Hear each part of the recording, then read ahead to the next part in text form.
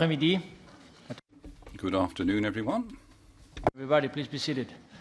We're going to get started with this relevant parliamentary moment and moment in parliamentary terms, which is the hearing, which is due from Commissioner-designate Mrs. Ylva Johansson. Please be warmly welcome to the premises of the Committee of Liberty, Justice and Home Affairs of the European Parliament. Be welcome to the works of the European Parliament. Thank you for being here.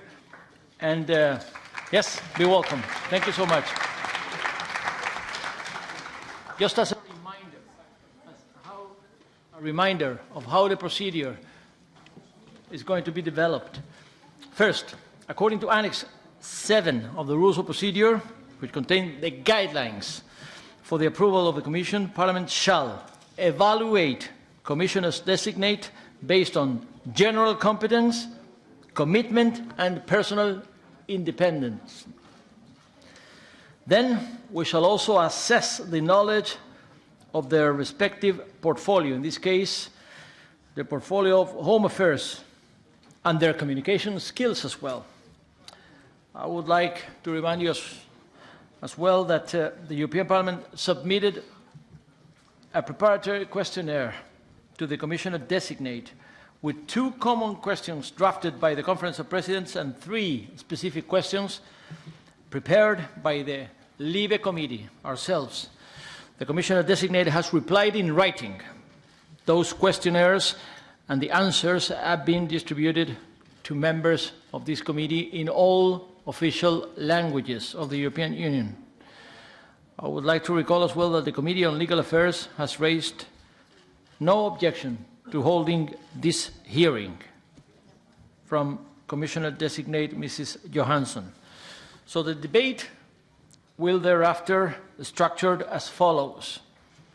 First, Commissioner-designate will present her case with an opening oral statement, no longer than 50 minutes, please.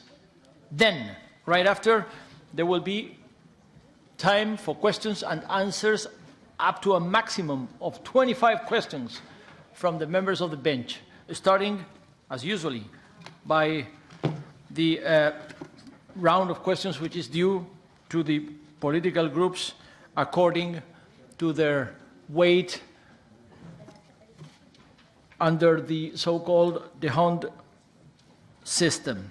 Question-answer slot of each member will be of 5 minutes, composed as follows. 1 minute question by a member, 2 minutes answer by the Commissioner-designate. Possibility of a follow-up, immediate reaction, 1 minute from the same member who asked the first question, and 1 minute secondary answer by the Commissioner-designate. And that first round will be asked from the representatives, the designate representatives of every political group in this House. Then there will be a second round of questions based on the overall distribution for questions among the political groups, including also a representative of the non-attached, non-inscrit members of this House. At the end of the hearing, the Commission, that is to say, the Commissioner-designate, will have 5 minutes for a closing statement. Please have in mind the timing beforehand. Have it in mind, because we are to ensure that the timing and the speaking time, as a consequence, is fully respected. Otherwise, I will have to ask the members to finish or close their speaking time if they exceed it. I wouldn't like to be obliged to interrupt no one here. So please cooperate, and thank you beforehand for your understanding. Interpretation in this particular occasion is secured in all of the 23 official languages. You shouldn't speak too quickly, please, so that all interpretation systems and interpretation cabins are doing properly their work. And the debate will be streamed live on the Parliament internet site. Will also be possible to access a video recording of the hearing on the same site. And finally, preliminary consideration. This hearing happens to be of particular importance to the LIBE Committee. First of all, this is going to be the only hearing in which the LIBE Committee is the committee. We are not sharing this hearing with no other committee in this House, so it falls fully within the competence and jurisdiction of this LIBE Committee, particularly when it comes to lawmaking in this House, to legislative works and pending files. Under the Lisbon Treaty, that means that we are especially competent on European Union asylum and migration policies, border management and Schengen-related policies, and, that is important, EU internal security policy, including fight against organized crime, serious cross-border crime, terrorism, and the prospect of the European Public Prosecutor being set in motion. So we all look forward to our exchange on this relevant array of EU policies which are challenging EU institutions and member states' governments for the last years, as we have seen. We're getting started now, giving the floor to Commissioner-designate Mrs. Ylva Johansson for her presentation. Mrs. Johansson, you're more than welcome. And the floor is yours for the next 15 minutes. Thank you very much, Honourable Chair, honourable members of this committee. I'm very happy to be here in front of you. I understand you're going to give me a tough time, tough hours, but I must admit that even though I'm nervous, I have been looking forward to this, because this is a core part of democracy, and you are the directly elected representatives of the European citizens, and you are the ones that have to do the hearing and to say whether I could continue to take office or not. So this I really look forward to. And I also look forward to, hopefully, to work together with you in the coming 5 years. My background is that I've been minister in 5 different governments in Sweden, under 3 different prime ministers, all minority governments. I'm very familiar with working close to different political groups, and to find compromises and ways forward with Parliament. And I understand that these are experience that I'm also going to need to go together with you. In 2015, Sweden received more refugees than any other member states per capita.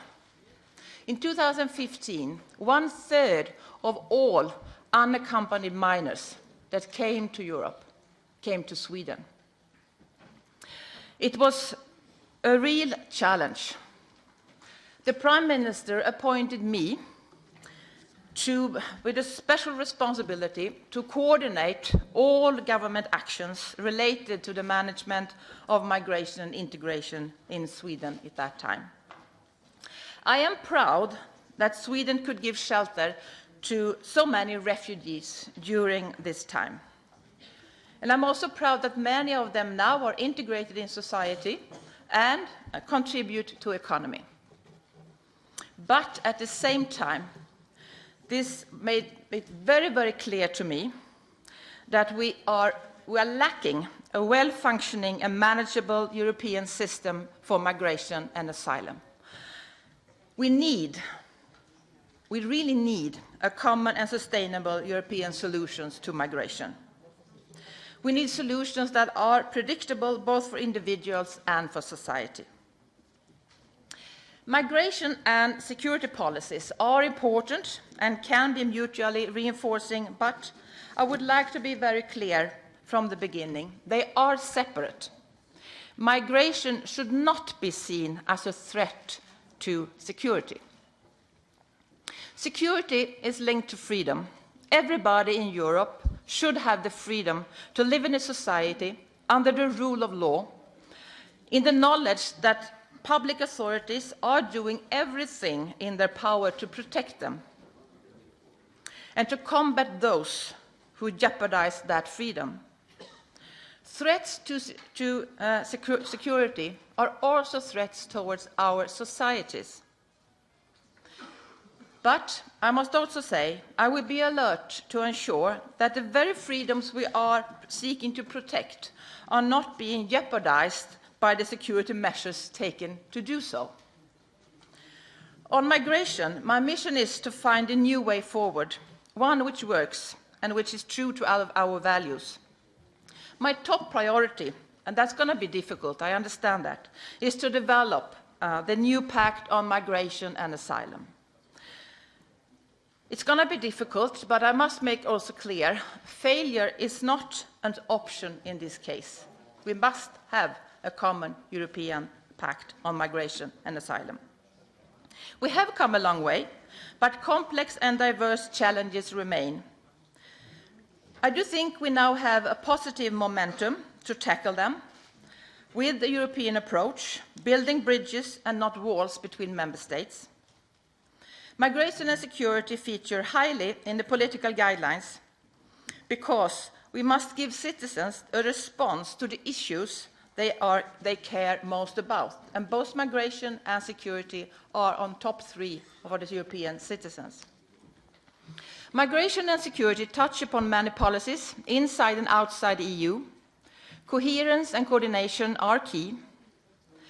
Effectively and predictably managing migration, protecting external borders, and ensuring security will remain the paramount task for the Home Affairs portfolio. For this, we must find common ground. Compromise and collaboration are the cornerstones of the European way of working together. And this is how I intend to proceed. I know that you, as members of European Parliament and members of this important committee, are very skilled and experienced with this way of working. The European Union is based on values, and these must be our guiding principles. I will not only defend and speak up loudly for these values inside the European Union, but also to the rest of the world. For me, it's crucial to protect our democracies against populism and extremism, and to always speak up for human rights. I'm particularly motivated to tackle the tough challenges of the Home Affairs portfolio. There is no portfolio I would rather have. This is the one I wanted. I'm grateful for the confidence that the President-elect has shown by entrusting me with this important responsibility. The threats we face today on security are constantly evolving, and we need to adapt. I will focus on filling the gaps in our approach to EU internal security and to ensure that the Union is equal to the task. My aim is to build an effective security union based on the foundations developed in the last 5 years. This means ensuring that the laws in place are effectively implemented. It means closing remaining gaps in our security framework. Organized crime, drugs, human trafficking, child sex abuse and exploitation are all major priorities for me. Too often, the most vulnerable members of our society are the victims of those crimes.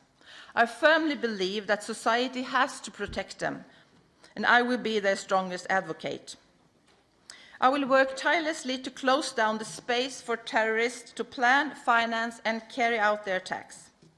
Fighting all forms of radicalization is also on top of my agenda. I would like to praise the report of the Terror Committee. Its recommendations will guide me in my work. Key to having an impact is better law enforcement cooperation, all the more so with the quick development of new security threats. We need to foster this cooperation, with Europol playing a vital role in this aspect. I'm committed to a solid and evidence-based approach to policymaking in the areas covered by my portfolio. My aim is to apply the principles of better regulations to the preparation of future proposals in my portfolio. As regards migration, as you all are well aware, these discussions have been difficult and divisive. There is an urgent need for common manageable, sustainable, and predictable solutions. There is a new momentum now with the arrival of a new Commission, and I have a very clear mission from the President-elect to propose a new pact on migration and asylum. My approach will be to first listen carefully to different views to help us find common ground. With this Parliament, of course, but also bilaterally with all the Member States. As soon as I'm in office, if confirmed by you, I intend to swiftly meet all Member States bilaterally, and I will keep this committee closely informed. I will be looking at a full range of migration policies: asylum, fighting irregular migration, strengthening external borders, return, legal pathways, integration, and cooperation with partners outside the EU. Part of this holistic approach will be to look carefully at existing proposals on the table, and it's important for me to have a gender perspective in all actions that we take. I'm fully aware that this committee has worked very hard in a true European way to define an initial position on many of the asylum instruments. This was vital work on which we need to build. Finding sustainable solutions based on solidarity and responsibility must be a key guide for our work. I want to look at ways to close the loopholes between asylum and return. While we must honor our values and legal responsibilities to those in need of international protection, we also have to ensure that those not eligible to stay are returned. Last year, only 1/3 of those ordered to leave were actually returned. I think that a credible and sustainable asylum system needs a functioning and humane return policy, fully respecting the non-refoulement principle of international law. The political guidelines also stress the need for legal and safe pathways to the European Union. And this, I truly believe, is part of the solution. We should be proud that Europe's share of global resettlement was almost 50% last year. But more needs to be done in this area. I will work with Member States to step up resettlement and to look at developing humanitarian corridors for urgent needs. We cannot tolerate that lives are put at risk in the Mediterranean and also being lost. A crucial element of the new Pact on Migration and Asylum will be a more sustainable, reliable, and permanent approach to search and rescue. I have a clear mission to replace ad hoc solutions. Saving lives at sea is our moral duty. This is linked to stepping up the fight against smugglers and traffickers. We need to do more to break up the cruel business model of smugglers and the criminal networks behind. Finally, I would like to underline the risk faced today to one of the key achievements of European integration, the Schengen area. The swift return to a fully functioning Schengen area without internal border controls will be a key objective for me. The more successful our new pact on migration and asylum, the stronger our external borders through the National Border Coast Guard, assisted by Frontex, and the more effective our work against smuggling, the more trust there will be in the Schengen area. And this, hopefully, will also pave the way for further enlargement of Schengen. My goal is a migration and security policy that works for our citizens, that is balanced and fair, and above all, grounded in our values. I'm fully aware that this is a difficult portfolio. This is what people have been telling me these 3 weeks since I was presented as the candidate, the commissioner designate.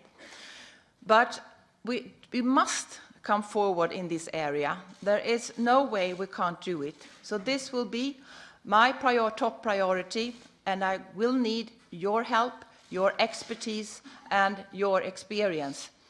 in this area to come forward. So it's a great honor if I'm approved to take office on these responsibilities, and I look forward to do the work together with you. Thank you.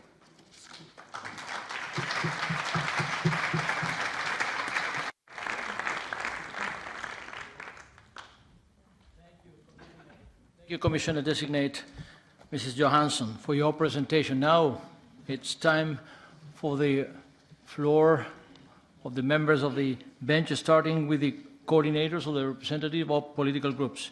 We're getting started with the list of speakers. I remind you it's two minutes, then reaction, then 1 additional minute from one to another. We get started with the EPP representative, Mr. Thomas Tobbe. The floor is yours. Thank you, Chair, and let me first welcome that the Commissioner-designate talks about defending our common European values. I do hope that that also means that the Commissioner-designated will also support the European way of life. My question, though, is about our common European security. We see now that we have huge problems with weapons and drugs flowing across our borders. We can also see that we have an increase when it comes to property crimes with mobile organized crime groups going across Europe. So therefore I wonder, what concrete steps are Commissioner-designated ready to take? Are you ready to make more increased budgets for Europol?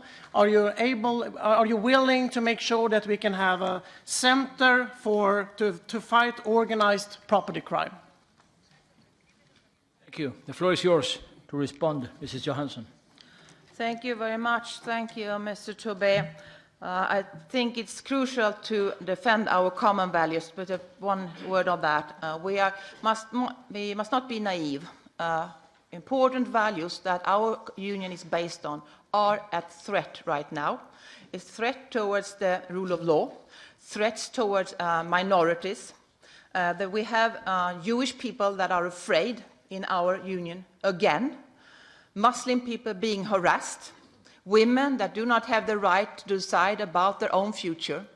So I think it's a cornerstone for this, very important for this Commission to defend these fundamental values that we are based on.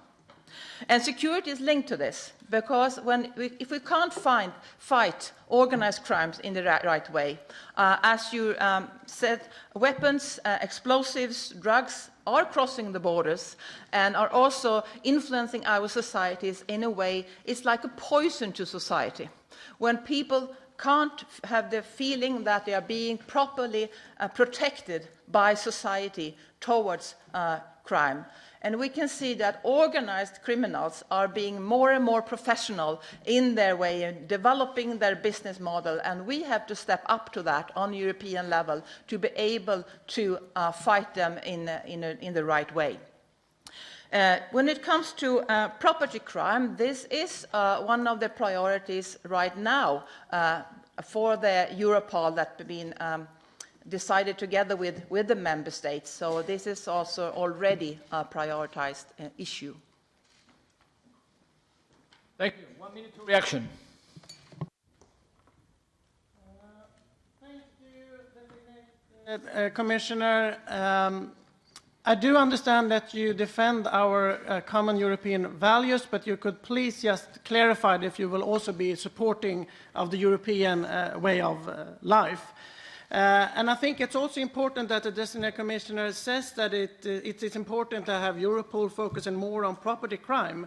But the center of the question were more about, are you open for a discussion to make sure that we establish a specific center to try to combat this? But this is not something that each government and each country are able to do at the moment. And also the question of security, I do know that you're all working, of course, now to make sure that we also have security when it comes to our borders. And it could also be interesting, if you have the time in your answer, if you can elaborate a bit on how you will work with security around our borders. Oh, the floor is yours. Back to you. Thank you very much. Of course, I support the European way of life. This is about our values, and I think it's very important that we step up and defend these values, and this is the European way of life. And I truly support that this is a prioritized area for this Commission. When it comes to property crime, whether it should be a center or not, I think it should not be wise of me to answer that on that concrete level today. I haven't taken office yet. So let us continue the dialogue on how we should have adequate funding for Europol and what should be the prioritized areas for the coming years. Thank you, Mr. Johansson. Now the second floor goes to our colleague, Mr. Claude Moraes, for 1 minute. Commissioner-designate, as you said in your statement, you have experience of this issue. We saw some terrible scenes on Sunday in Moria refugee camp. We see search and rescue. But as you know, having been on the front line, this issue, this big issue of yours and your portfolio, has the power to drive some very bad politics. And for this reason, it's difficult, and this is why it's a difficult portfolio. And a number of times that you said failure is not an option, finding sustainable solutions based on solidarity is really important. This is what you've said a number of times in your statement. But the problem is that here in the Parliament, this European Parliament, over many years, we have managed to get majorities for all of our key files, Dublin, procedures, regulation, reception. We have managed to do this in this European Parliament across our political lines. So while we have managed to do this, the Council have blocked everything. And this is the problem. So my question to you is, what would you do to make progress on this critical area? Back to you, Mrs. Johansson. Thank you very much, Mr. Moraes, for this very relevant question. I'm fully aware that the Parliament has been able, as I said, in a true European way, to collaborate and compromise to find a common solution. But we have a blocked situation in Council, and that has been for many years now. So my mission is, of course, to unlock this blocked situation, and I have to do what's needed to manage to do that. And first, as I said, I will, of course, talk bilaterally to all member states to find out what are the most important areas that need to be maybe looked upon in a different way, and then come forward. It's by nature that I can't say exactly how this will be done, because my point is I have to listen first, and I promise to keep the Parliament, of course, very well informed on these dialogues, because you are the ones that have been able to do this. And I think that I've been trusted this portfolio and this mission to find a new pact on migration and asylum, because I am quite experienced. I've been tackling and cracking tough nuts before in my political career. And of course, I'm going to use a lot of different things to do that, and I do going to need the help from Parliament and especially from the experienced members of this committee. But I do think it's possible to do, and yeah.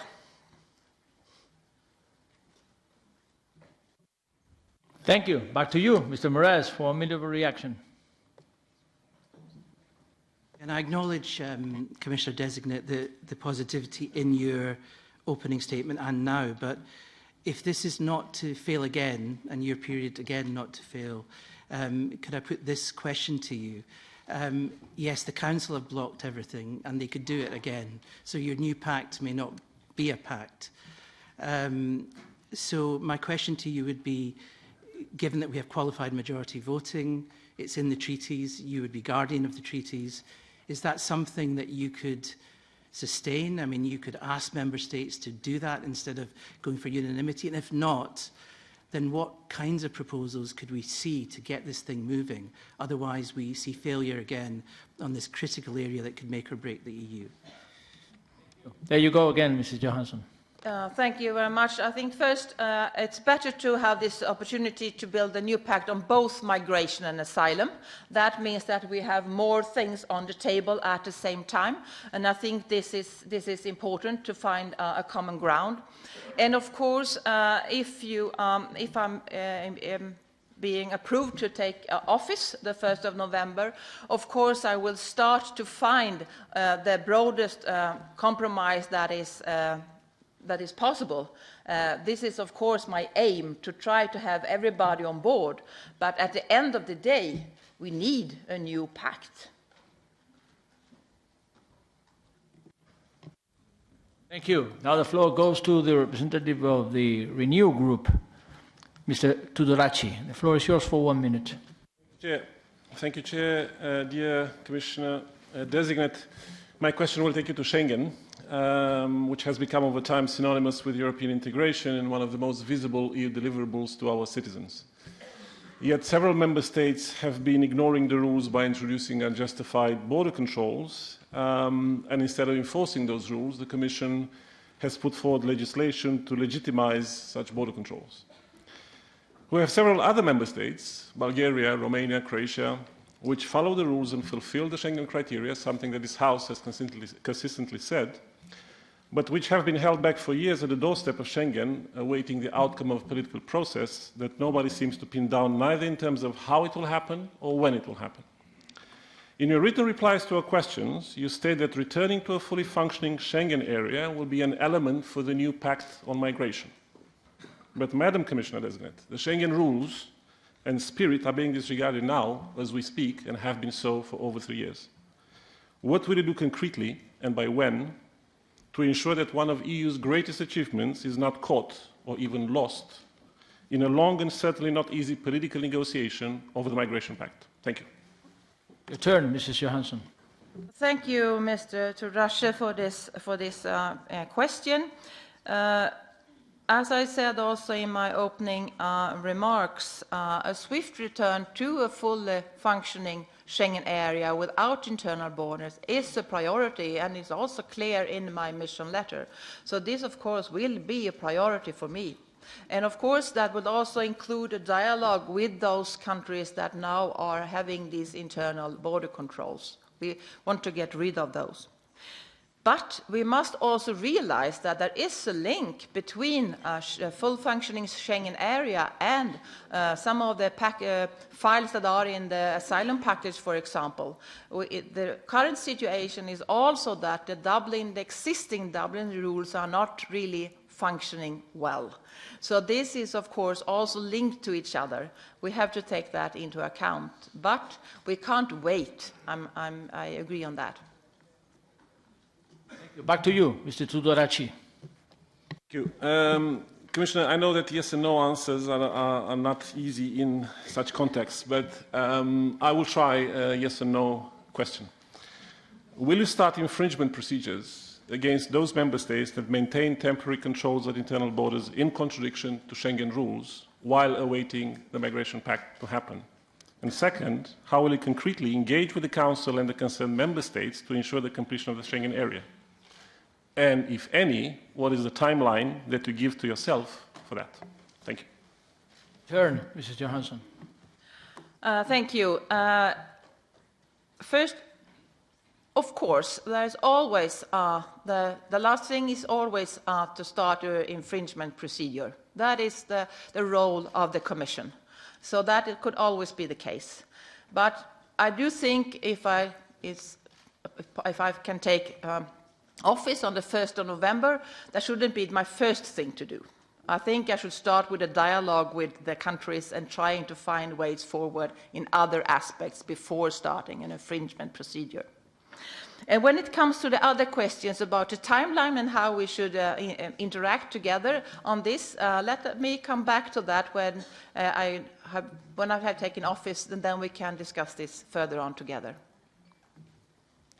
Okay, now, as for the Greens, the floor goes now to our colleague, Mrs. Strick.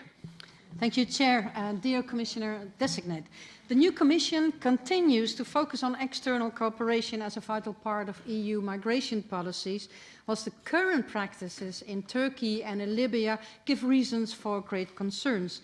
In Turkey, Erdogan threatens to deport 1 million refugees back to Syria, and despite the EU-Turkey deal, and the cooperation with Libya actually increases the risk of violating migrants' rights as they are pulled back into appalling circumstances back in Libya.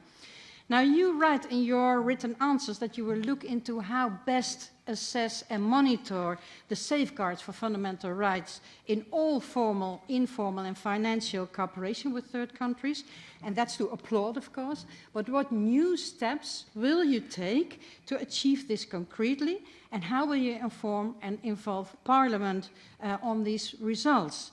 And will you ensure that those monitoring includes transparent and independent assessments? And will you also conduct and share with us an impact assessment before the EU enters in such cooperation in order to prevent that violation takes place? Thank you. You got 2 minutes for your answer, Mrs. Johansson. Thank you very much, Ms. Strick. There was a lot of questions. Let me start. The situation in Libya is terrible. It's terrible for the refugees. They are stuck there under conditions that no human being should be living under. This is the reality. And we are, the Commission and the European Union are now working together with UNHCR, IOM, helping to get people away from the stuck situation in Libya. And this is where we can develop this kind of humanitarian corridors to help people out of Libya, to also help them to be resettled in member states of the European Union. This is the way I would like to develop further. But of course, I must rely on the willingness of member states to welcome resettled migrants, so that we have been having an increase in the number of resettlements during the last years in EU. I'm proud of that. I think that we should continue further on that way, and this could be a way that we could actually help people really that are now stuck as refugees in Libya. Your reaction, Mrs. Strick. Thank you, but actually I mentioned Libya and Turkey as an example of that cooperation leads to harming migrants' rights. And of course it's good that we try to diminish this harm being done, but my question is about how can we ensure that fundamental rights are not affected as a result of this cooperation. So if you are serious in your answer that, in your written answer, that fundamental rights of migrants are a key aspect in external migration, would you be willing to take the first step, namely ensuring impact assessments and independent monitoring? And do you agree that this is necessary to keep up your promise that fundamental rights are a key aspect? And if that's the case, are you prepared to commit to this and share your results with the committee? This is really key for us.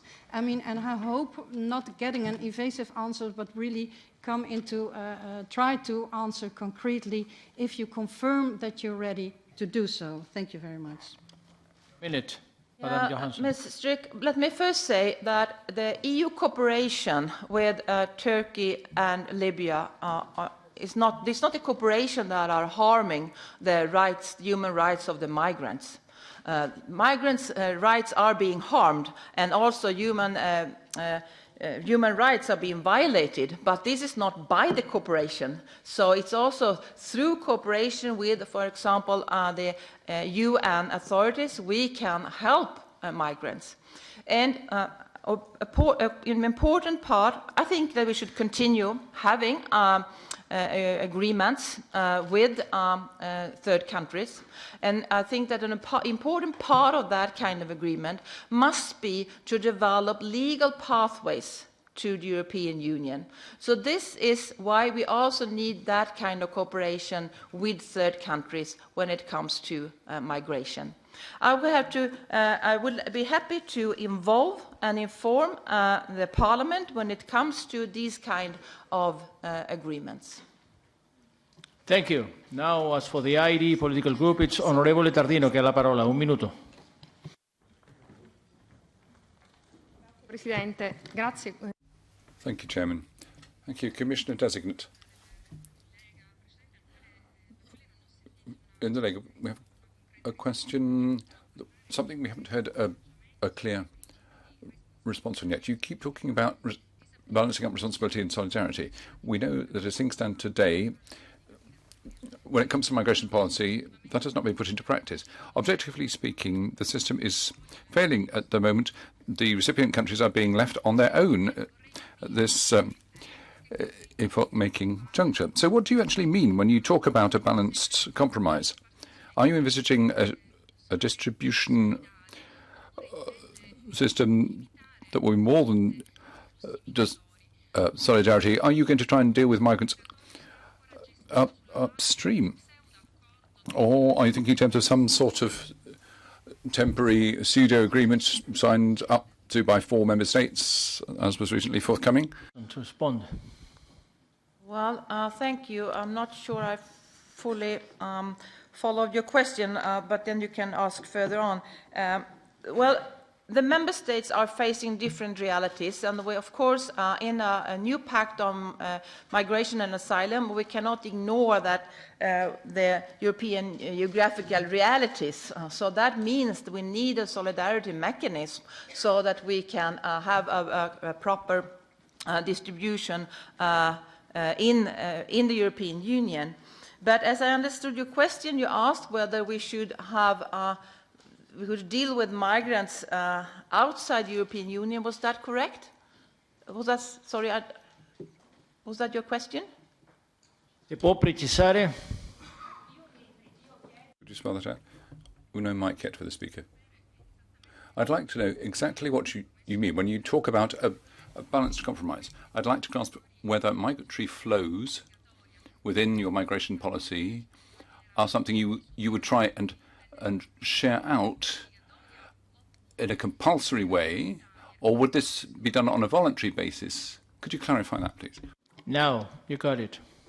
Well, of course, as I said earlier to Mr. Moraes, there's going to be a difficult task to find a common ground together with, or unlock the blocked situation in Council, together with the Member States. And of course, I can't have all the answers before I started that journey to unlock this situation. But let me be clear on one thing, that is solidarity mechanism is not voluntary in the European Union. It should not be.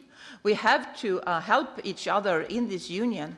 The concrete way to do that, we have to come back to after I have assessed the situation and what should be the next step for the new pact on asylum and migration. Se può avere il minuto addizionale.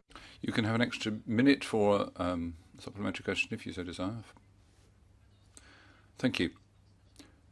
Well, we haven't really had a reply at this point. I'll take note of that. Then a swift further question.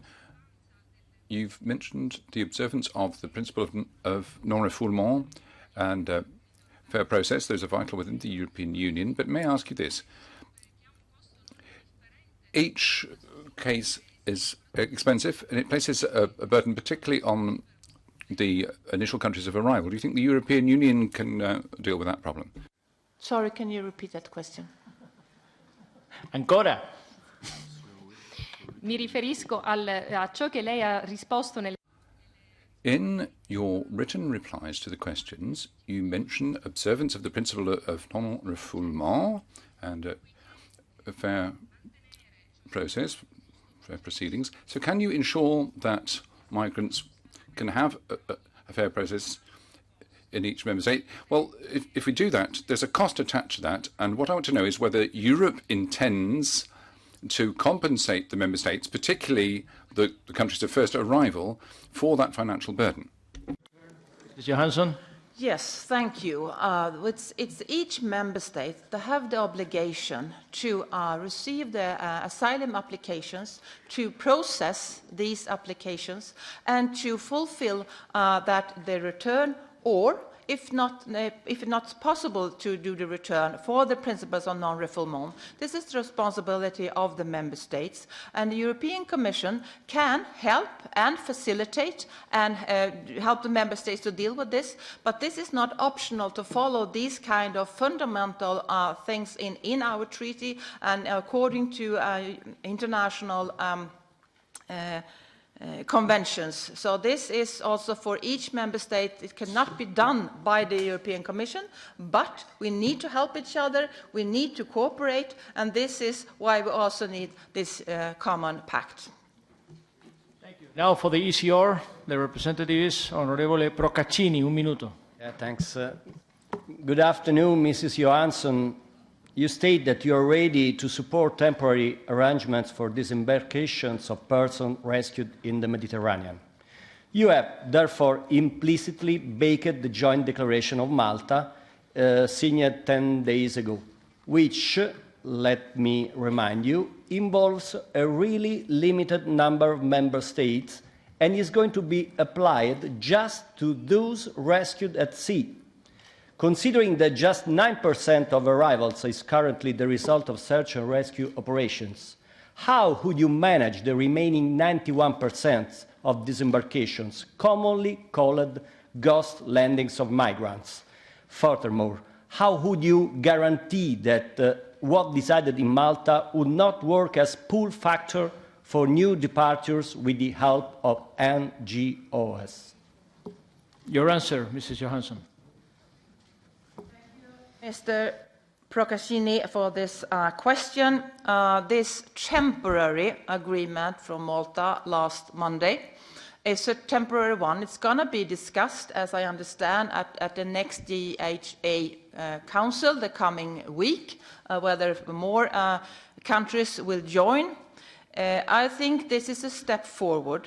This is a temporary agreement, but I think it's a step forward, and it shows a willingness from member states to cooperate and find solutions in this important area.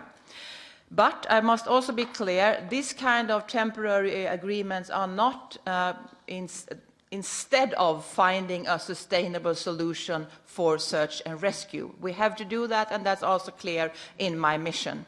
And I do not share your view that saving lives at sea and help them to be disembarked in a proper way is a pull factor.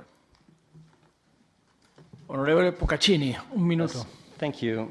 So you say that you will work on the establishment of a reliable and sustainable approach to search and rescue with the aim of replacing temporary solutions like the one found in Malta. But in this framework, would you publicly state once and for all that just those who genuinely flee from wars or persecutions will be hosted in the European Union, then excluding economic and climatic migrants? Back to you, Mrs. Johansson. Each individual that applies for asylum has the right to have this application processed and have a decision whether it's, you are in the right of international protection or not. This you can't know in advance. But I agree that it's important that economic migrants should we should find better ways for legal pathways to Europe, both for resettlement and for legal migrants that come to work in Europe. We are an aging continent. We're going to need more people to contribute to our economy. And I think, and this is why I look forward to develop new ways that skilled workers can come and contribute to our economy in the European Union. Thank you, Mrs. Johansson. Now, as for the GUE representative, it's Cornelia Ernst. Sie haben das Wort. Thank you very much, Chair. I'm a little bit amazed that you not talked about questions on law enforcement cooperation. And in your written answer, you said that one of your priorities on law enforcement cooperation will be to ensure the necessary technological innovation to ensure that we are able to deal with new and emerging threats.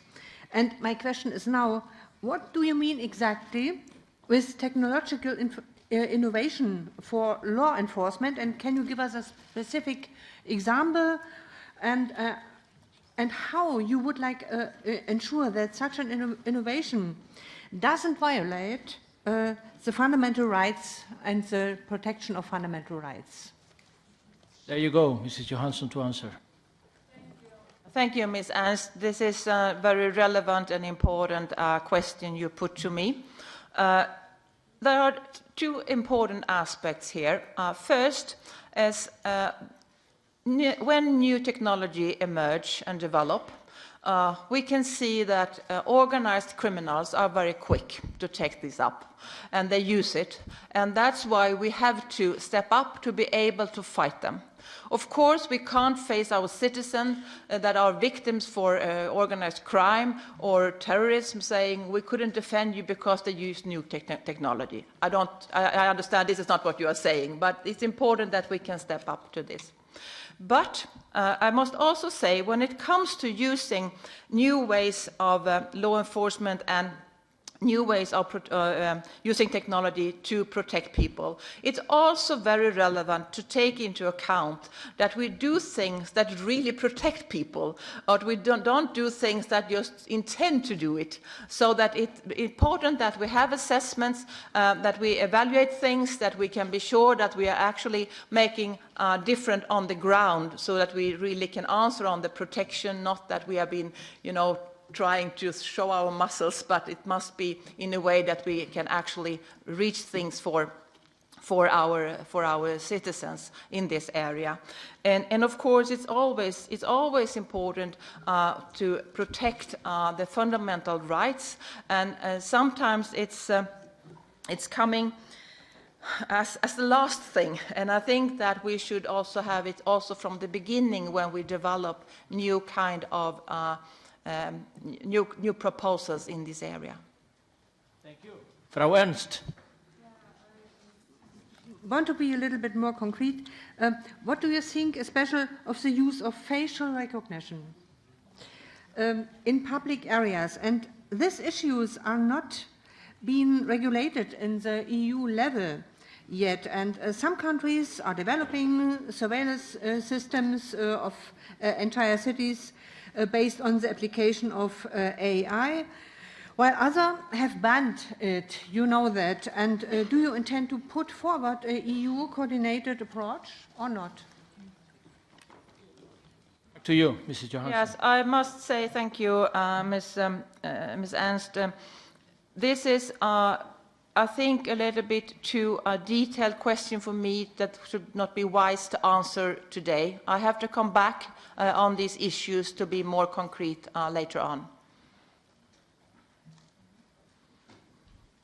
Okay, Mrs. Johansson, now it's about time to get started with the second round of questions. Members of the bench willing to address questions to you on the order of the political groups in the House. We get started in this second round by Javier Zarzalejos, en nombre del Partido Popular.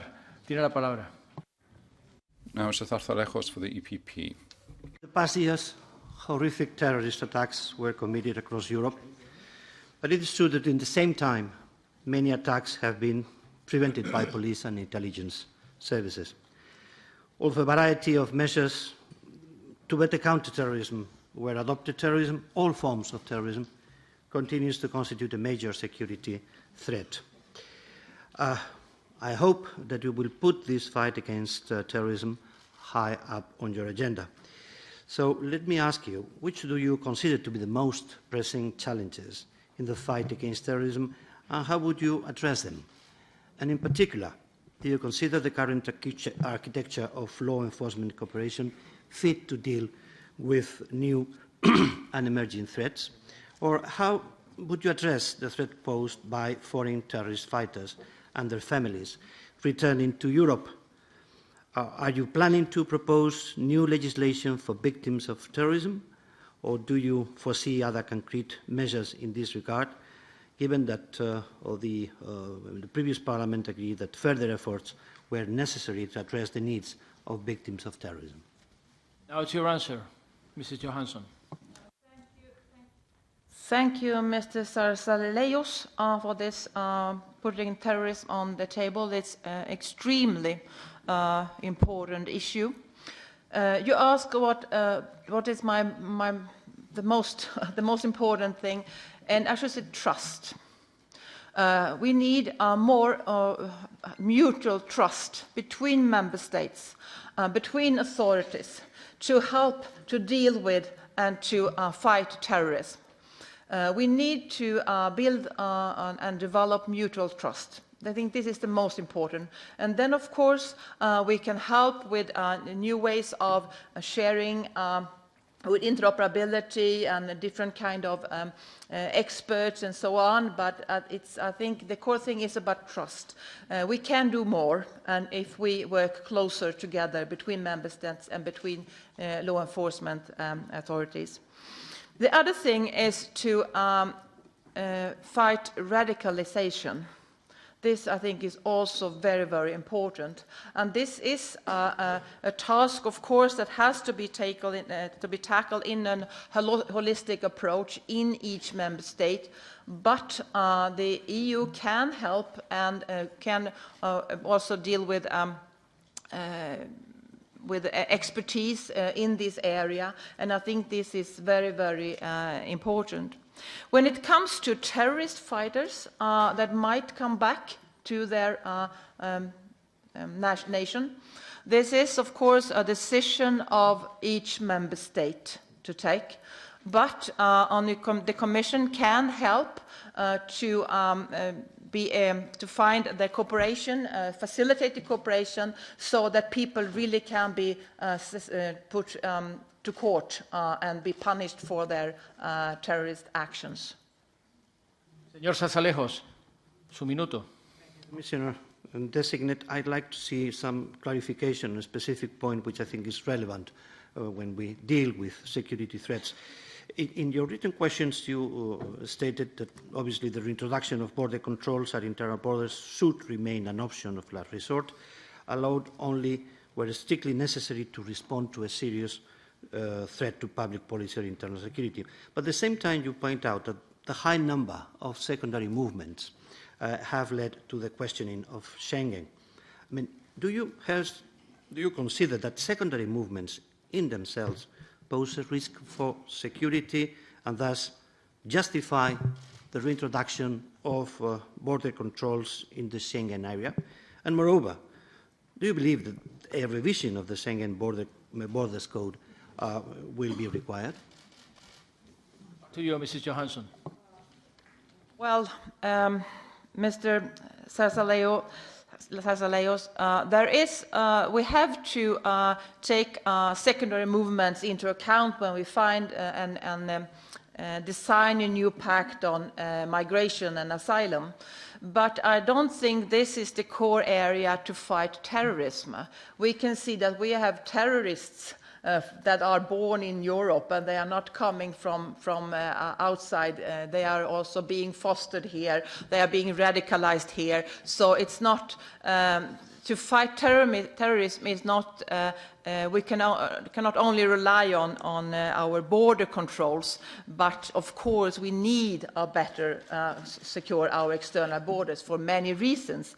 But fighting terrorism, I think, is more complex than that. Thank you, Mrs. Johansson. Now, for the S&D, there comes the time for our colleague Bettina Bolas. Thank you, Chair. Commissioner Designate, you state that the respect for fundamental rights and security are consistent and complementary policy objectives. However, unfortunately, this has not always been the case, as different pieces of EU legislation have been found breaching fundamental rights and thus deemed unlawful by the highest court of the EU. How will you ensure that all security measures respect fundamental rights? And how will you guarantee that any new measure introduced by you in the field of internal security and border management will do so, as well as pass the test of the court? And one of the ongoing debates regarding the technical law enforcement capabilities has been on encryption. As encryption is a vital necessity in today's world, do you agree that allowing law enforcement backdoors to encrypted communications would create such vulnerabilities that would undermine the trust and security of all online services and communication? And how would you safeguard encryption in Europe? Johansson, your turn to respond. Thank you, Mrs. Volak. This is close to another question that was raised earlier, and of course I have to work together with you how we should find when I'm going to make new proposals that we ensure that they are being prepared in a way so that they will respect fundamental rights also from the beginning, and that's nothing that should come afterwards.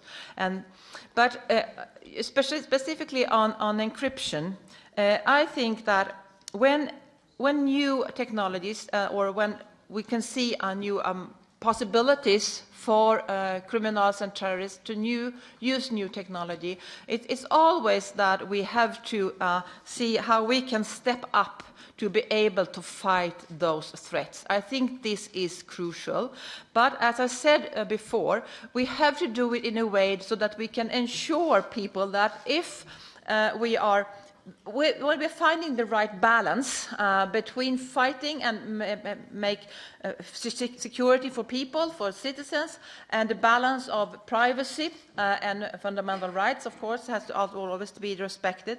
This balance, to find this in the right way, we have to also know what kind of impact do we really have on security, so that we're not doing things that will just be a new decision that will not be implemented or not be really making people having better safety for our citizens. But if we can be sure that we can do things that are really making things safer, then we can find the right balance. And this balance, of course, I have to find together with you and together with the Council. Thank you, Frau Wolof. Again, Thank you. 1 minute. Let's change the field. In your written answers, you state that after evaluation, you could foresee an update to the Europol regulation where necessary. Considering the strict confines of the treaties concerning the Europol mandate, what kind of an update do you foresee that would not require a treaty change? Will you commit to bringing the Europol regulation in conformity with the regulation of the protection and personal data for the EU institutions, bodies and agencies as foreseen? Minute, Mr. Johansson. Thank you, Mrs. Voller. This is an issue that I have to discuss with the Commissioner for Justice, because I think this is a shared responsibility between our portfolios. So I will be happy to have that discussion with my colleague, the Commissioner for Justice. Thank you. Now for the Renew Group, it's a turn for our colleague, Mr. Malik Atmani. Chair, Ms. Johansson, I would like to focus on the external dimension on migration with you. EU citizens are still waiting impatiently for a sustainable European asylum and migration policy. Do you agree that a sustainable policy entails stepping up EU initiatives to provide adequate shelters for refugees both within the EU, for example Moria, as well in countries of origin and transit? Do you also agree that this also requires stepping up readmission and return of irregular migrants, and what are your concrete plans to do so? What steps will you take to improve also the implementation of the Return Directive? And will you take the lead among your colleagues to step up international cooperation to tackle irregular migration by third country agreements and break the power of the cynical business model of people smugglers, and at the same time work on legal pathways? Can the EU citizens expect from you, Mrs. Johansson, visible results before summer 2020? Thank you very much. Your time to respond, Mrs. Johansson. Thank you very much, Mr. Asmani. And this is truly important issues. I will step up with the efforts on return. I think, as I also said in my introduction, we have to be more clear. We have to have better processes, and we have to close the loopholes between those that are eligible to stay and those that have to return. We have to be much better on this. We have to step up on these areas. We do need to tackle irregular migration, and we do need to have closer cooperation with third countries in this area. And I think to destroy the business model also for the smugglers, this is really, really important. And we can see that those that are smuggling people, they are also smuggling other things. So these are the organized criminals that really they're making a lot of money out of this, actually. So we have to fight that business model. There is a role to play together with finding agreements with third countries. And this is going to be, of course, where I have to work very closely with the Vice President for the European way of protecting the European way of life, that has to coordinate these efforts, and also to work with the Commissioner for the neighborhood, and for the Commissioner for International Partnership, it's called, I guess. Yeah. So this is where we can find solutions, and I do think it's possible to find good win-win solutions with developing better and new legal pathways to Europe. And as I said earlier, we have a situation where we are in high need of skilled workers in Europe. And of course, we need to find agreements so that we do not foster brain drain, but I think we can have that kind of good agreements with third countries. Thank you. Your minute again, Mr. Asmani. Thank you, Mr. Chair. Thank you, Mrs. Johansson. Yes, maybe to make it more concrete, can you deliver us 3 concrete actions or 2 concrete actions, what you will do before summer 2020? Because Renew Europe will be scrutinized, you also based on a concrete agenda and with concrete results. But that's the only thing how we can deliver to our citizens. And this is a topic for our citizens, and that we know. And that's the reason why I want to hear concrete from you, concrete proposals. You go, Mrs. Johansson. Thank you. I understand that you want that. I can't give you because, you know, the situation when if you decide so, I will take office, then we have a situation that's been blocked for 3 years in this area for the asylum package. So my mission is to unblock this situation, to find a new pact on migration and asylum. And it should not be wise of me to promise you that you have impact on the ground in Europe next summer. I think that's not realistic. Okay, now back to EPP representative. It's Mr. Hitzvegi. Your turn for 1 minute. Thank you, Mr.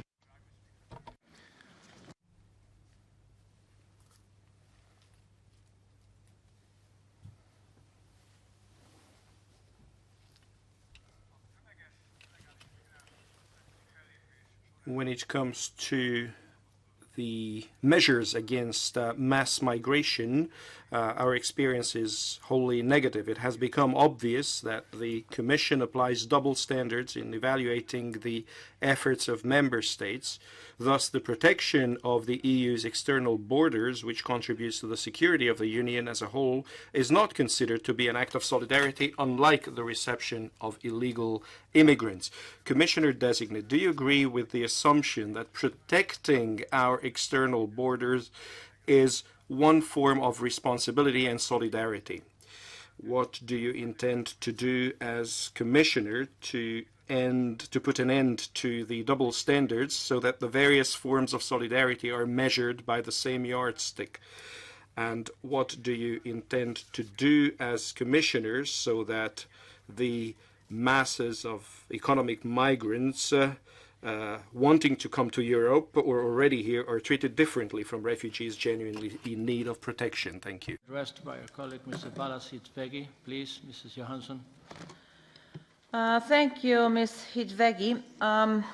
First, I must say I do not agree that we have a situation of mass migration to Europe right now.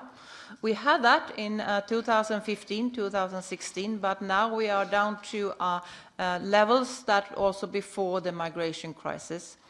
I do not agree either that we have double standards. But to ask you on your question, to secure our external borders, it's very clear that the Commission has played a role to assist member states to protect the external border. And that's why we are stepping up so very much on Frontex, for example. It's, of course, to be able to better protect our external borders. And the role of the Commission and the agencies is to do that together with the member states that always have their right to protect their borders. Thank you, Mrs. Johansson. Back to you, Mr. Hidvegi. Thank you, Mr. Chair. Commissioner-designate, let me ask as a follow-up about cooperation with third countries, countries of origin, countries of transit. What concrete steps do you envisage, if you're elected commissioner, to work with those countries, especially in light of the fact that in a decision of this parliament, the AMF fund for the 2021 to 27 period only foresees 5% of the costs. There foresees a 5% cap on those kinds of programs and spending, whereas the Commission's own experts, as I understand, estimate that to be at least 15% for that period. Thank you. Or say, Mrs. Johansson. Thank you, Mr. Hidvegi, for that following up question. And I must say the approach that we will have with the agreements with third countries will be different from country to country. And as I said earlier, this has to be developed together with our close cooperation with the Vice President and also together with other commissioners. So I would be happy to come back to discuss this with the committee later on. Thank you. Now it's S&D again. Our colleague, Mrs. Tania Fajon. The minute is yours. Thank you, Chair. Thank you, Ms. Johansson. I will come back to Schengen because I seriously think it's threatened today. And you draw a clear line between the reform of common European asylum and migration system on one hand and the return to a fully functioning Schengen area of free movement, stating also in your written answers that return to a fully functioning Schengen area will be a key aspect of the new pact on migration. Now, given how complicated the situation is to find some wise and meaningful reform on common European asylum system, knowing that there is quite a mess, I would say, in the Council, do you believe it is wise to link those two, so the reform of common European asylum system and the Schengen border code? Is it then your intention to propose a specific new legislation on Schengen to the new pact on migration? Does that mean that you will withdraw the current proposal that is on the table and we have already first reading in the Parliament agreed? Because how long will you then allow all member states really to continue to break the rules? Because I think it's really illegal and unacceptable what is happening. Mrs. Fajon, now your answers. Mrs. Thank you, Ms. Fajon, and happy to have this question so that I can clarify things. There is a link between Schengen and functioning asylum, common asylum system in Europe. This is not I that make that link. There is a link between those. And we have a situation where the current Dublin rules are not being followed. This is the case. So there is a link. And I do think it's easier to solve things when they have more things on the table at the same time. But let me be clear, we can't wait to solve this internal border controls in Schengen if there's going to be have to be waiting for a long time to solve the other issues. So it's not acceptable that they block each other, but if possible, to solve together in this new momentum that I do think that we have now, then it's good because there are linkages between each other. Whether I know the very important job and very hard and difficult job you have been doing on many of those files have been proposed by the current Commission on the asylum package, and I really appreciate that work. And I do hope that we can continue on that, but I can't promise you to do that, because I need to unblock the block situation in Council. I need to have this dialogue bilaterally with Member States. So I can't make that promises today, but I do hope that we can continue on those, but I can't promise. Thank you, Mrs. Johansson. Additional minute for you, Mrs. Fayon. I do hope, nevertheless, that you will not allow these illegal practices that we witness for longer than 3 years, longer than needed. Because don't you fear that while saying that you support all those member states, or that you don't plan as a priority to bring infringement procedures, that you are also failing to respect one of the fundamental pillars of the EU Schengen area of free movement? And just add on that, when do you expect next enlargement of Schengen to happen? Will it be with Croatia? And is it about technical or a political process if one country, for example, fails to respect the rule of law? Thank you. Mrs. Johansson. Thank you. I have to come back later to this committee on the expansion of the Schengen area with new members. I have to come back to that. Of course, as I said earlier, infringement procedure is always an opportunity for the Commission. But this, I think, is not wise to start a new term as a new commissioner with on that foot. I think I'd rather start with a dialogue with the Member States instead. Thank you, Mrs. Johansson. Now it's again the turn for the Greens, Mr. Eric Marquardt. The minute is yours. Yes, I'm over here. Yes. And I will ask my question in German. Wir haben ja in den letzten Jahren erlebt. Over the last few years, we've seen that it's very easy to create fear by talking about mass migration. I found it was very important in that regard that you said we should be proud to help people in need. It's also important that you said that the NGOs in the Mediterranean are not a pull factor, that we can't say that the external border protection is more important than dealing with the situation in Libya, which is in a situation of civil war. Can we really be proud of the situation on the Mediterranean? And can't we better support the NGOs? What can we do to support them better? What is your specific plan to ensure that search and rescue at sea can be provided by state providers? 12 minutes to answer, excuse me. Thank you, Mr. Marquardt. Up until today, this year, more than 900 lives has been lost in the Mediterranean. This is an ongoing catastrophe. We have to stop people from getting into those boats. We have to develop legal pathways to Europe. And we have to stop smugglers. Even though less lives have been lost this year than the year before, it's still a terrible number. So I think that the approach, my approach, will be to focus on stopping the smugglers, helping people to find other ways, not entering these boats. Having said that, of course, we also need a better system for search and rescue. And that is, of course, the obligation always for member states, but also for others to save lives.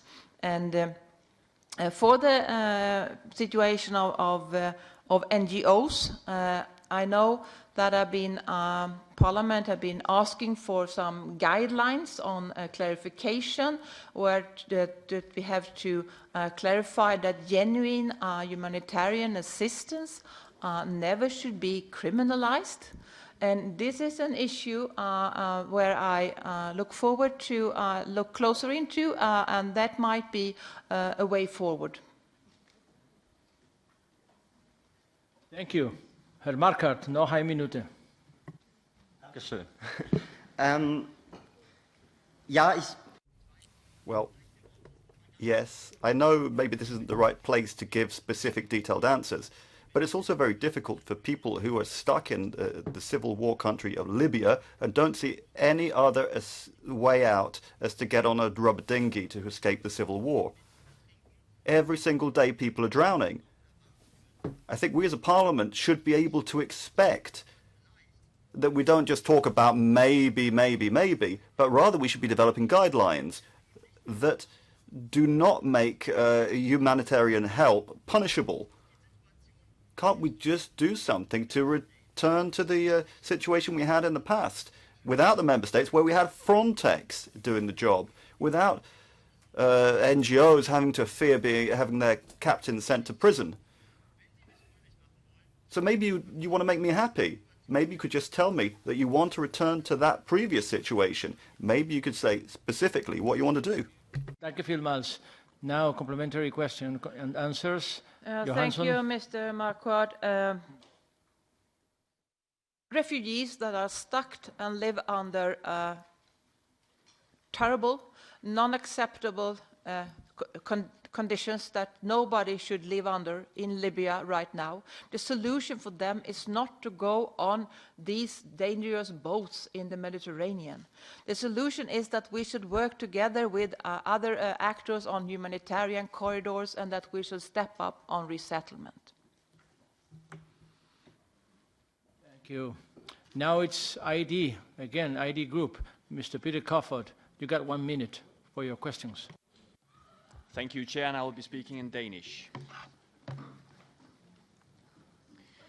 Som dansker så ser jeg med stor bekymring på den kaotiske... Thank you. As a Dane, I'm very concerned about the chaos that the Swedish policy on immigrants has caused.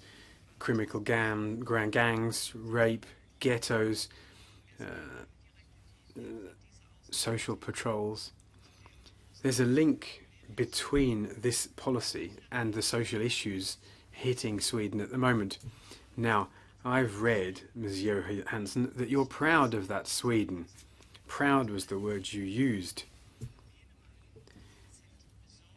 But even the left in Denmark is worried about this. And they want checks on the border between Denmark and Sweden as a result. Your Swedish immigration policy has gone out of control. So I wonder, if you're going to be a commissioner, will you be applying this failed Swedish policy on immigration to EU immigration policy? And will you also meet Denmark's request for border controls? First, I must say I do not agree with you on the situation in Sweden. And I repeat, I am proud that Sweden could give shelter to so many people during the migration crisis. But that was also very clear to me from that point that we could not, it's not sustainable to continue without the functioning European common system that can manage migration in a much better way, and that we have seen so far. This is very clear to me.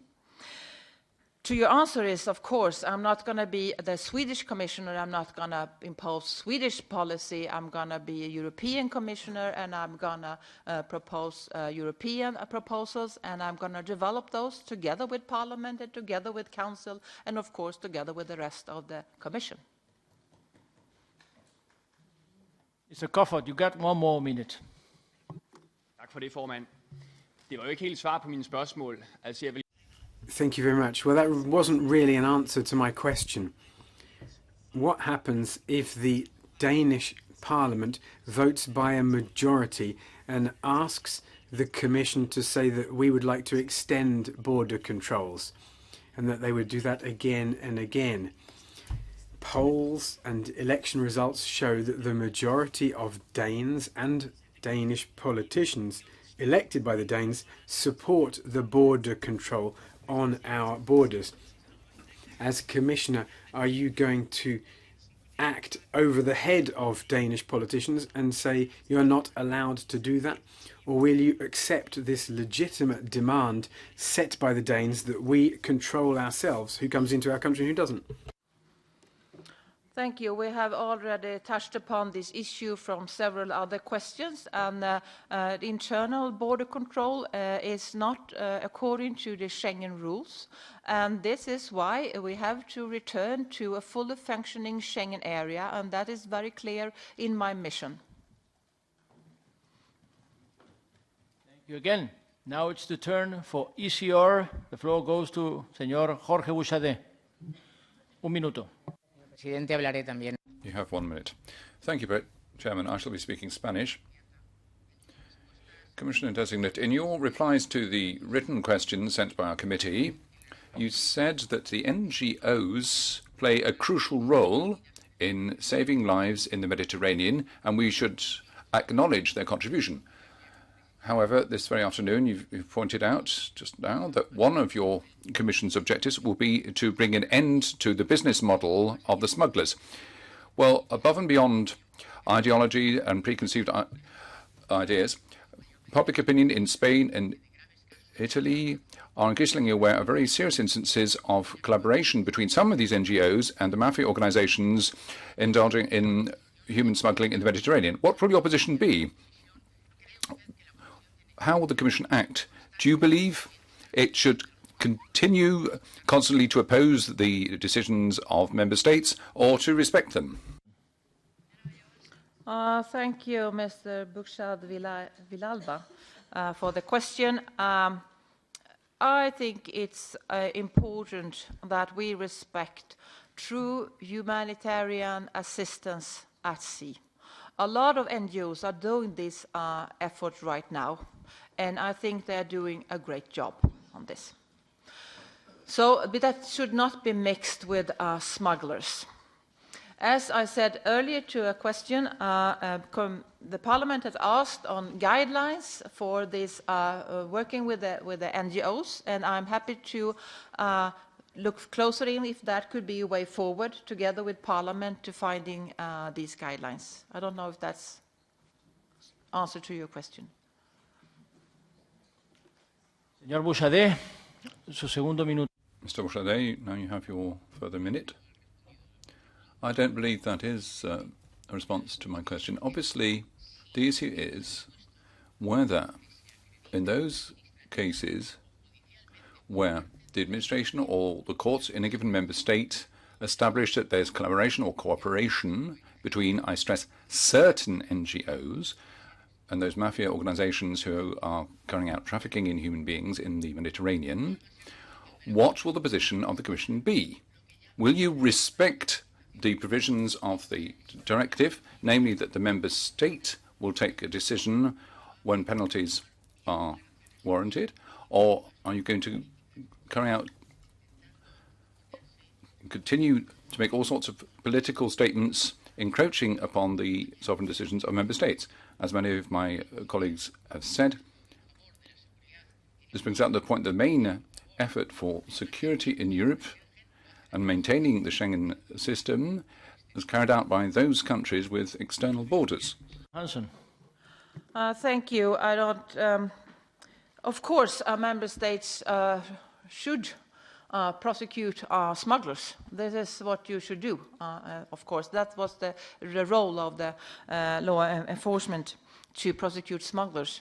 But I must say also that those who carry out true humanitarian assistance to those in need should not be criminalized. Thank you, Mrs. Johansson. Now over to the PP again. It's going to be our colleague, Mrs. Lina Dupont, for 1 minute. Ja, vielen Dank, Herr Vorsitzender. Vielen Dank. Yes, thank you very much, Chair. Thank you, Commissioner Designate. The debate so far has brought out very clearly that asylum and migration are going to be the most important part of your portfolio. You said that we have got momentum at the moment. It's a new legislative term, a new commission. So there is movement in the debate. But so far, I don't think we've had enough concrete answers. So a follow-up question. Can we expect a text with concrete proposals in your first 100 days? And what might these look like?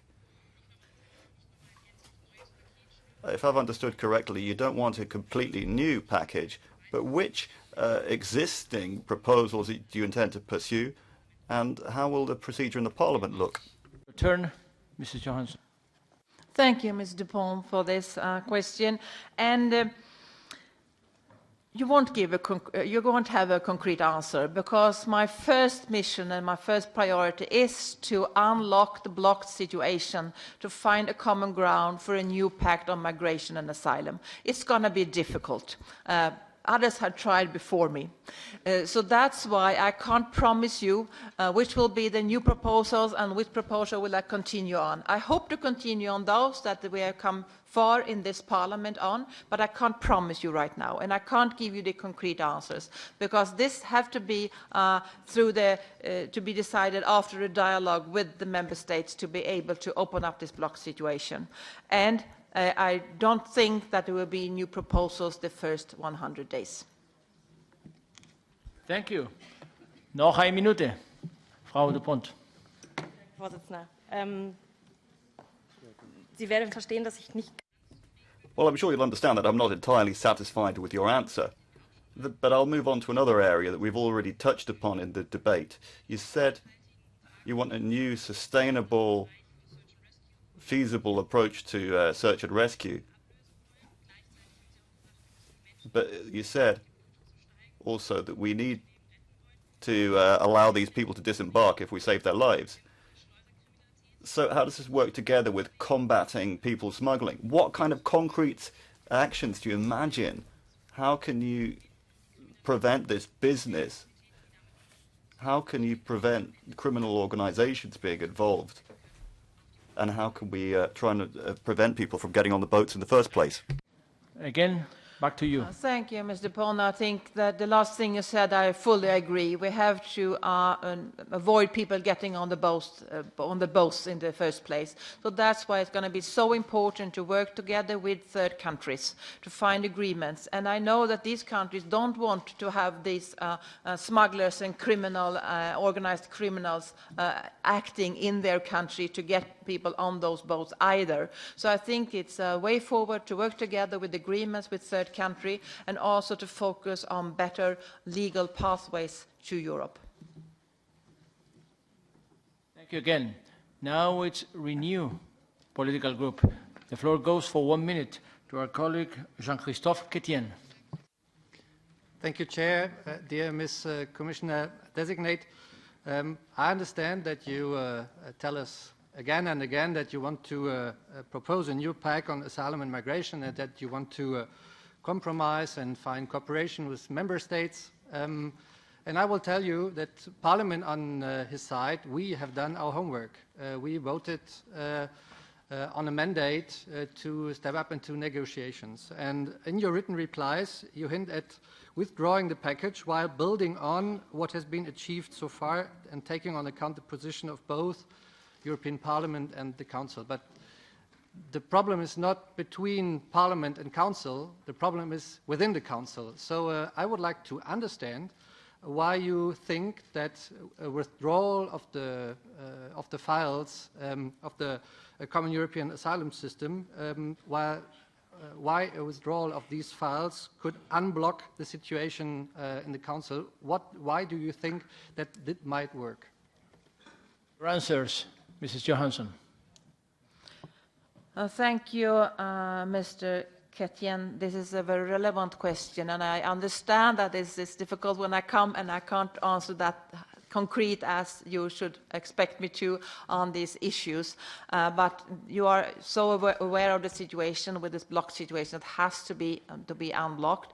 And I have the mission from the president-elect is to have a broader approach than the asylum package, to find a new pact on both migration and asylum.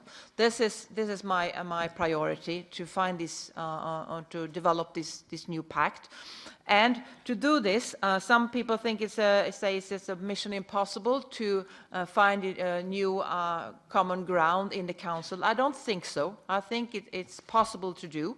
But I have to be very careful so that I don't bind my hands on my back from the beginning. So I have to be quite open on what we have to do on in this area. I hope not that we need to withdraw things that have already come far in Parliament, but I can't promise you not to do that.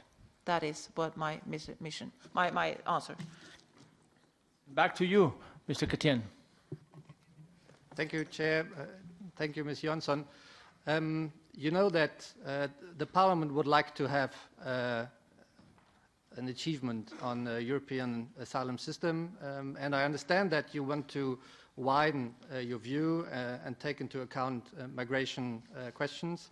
Do you want to take into account questions of border control and Schengen questions as well, or do you think that these questions should be beside the questions of migration and asylum, or do you want to take them into a package? Parliamentary response, Mrs. Johansson.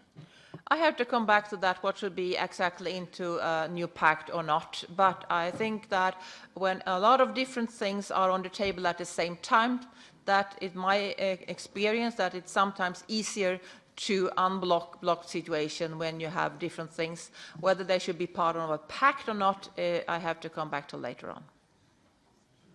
Thank you again. Now we open a turn for the non-inscrit, non-attached. It's going to be Onorevole Ferrara per un minuto. Grazie Presidente. Thank you very much, Commissioner Designate. I will talk in Italian. Sul nuovo patto per la migrazione. On the new pact for migration, I hope that it simply doesn't mean withdrawing the proposals that are currently stuck in the Council. I was the rapporteur on the Asylum Procedures Regulation, and I can tell you that we put a lot of effort in this Parliament to achieve a solution that can be supported across the different groups. And I think it's important to defend the package approach so that we do not end up with imbalances between different member states. As for this new package, do you think that this should include legal routes to migration? You've mentioned this already. Do you hope to follow up the López Aguilar report on humanitarian visas? And do you think that we should be continuing the third country reception centres on the south of the Mediterranean so that people would be able to apply for asylum without having to get on a boat across the Mediterranean? These could be centres run by the UNHCR in cooperation with the European Agency. Thank you, and thank you, Ms. Ferreira. This is, as I said in my introduction, the Parliament and also you personally have done a lot of job on these files, and you have made a lot of compromises and collaboration, and I do really appreciate that. And I think this is the true European way of working together, to find compromises through building bridges through different party groups, and this is what we need to continue on, that way of working. And of course, the proposal is not a solution. But I have to find a new way forward, and that's why I don't want to promise things here. But I think this won't put anything, that won't solve the issue, so that is not. Well, yes, legal ways must be a part of a new pact. That's why it's both for migration and asylum. So the legal pathways to Europe should be part of that. And I'm aware of the proposal of humanitarian visas.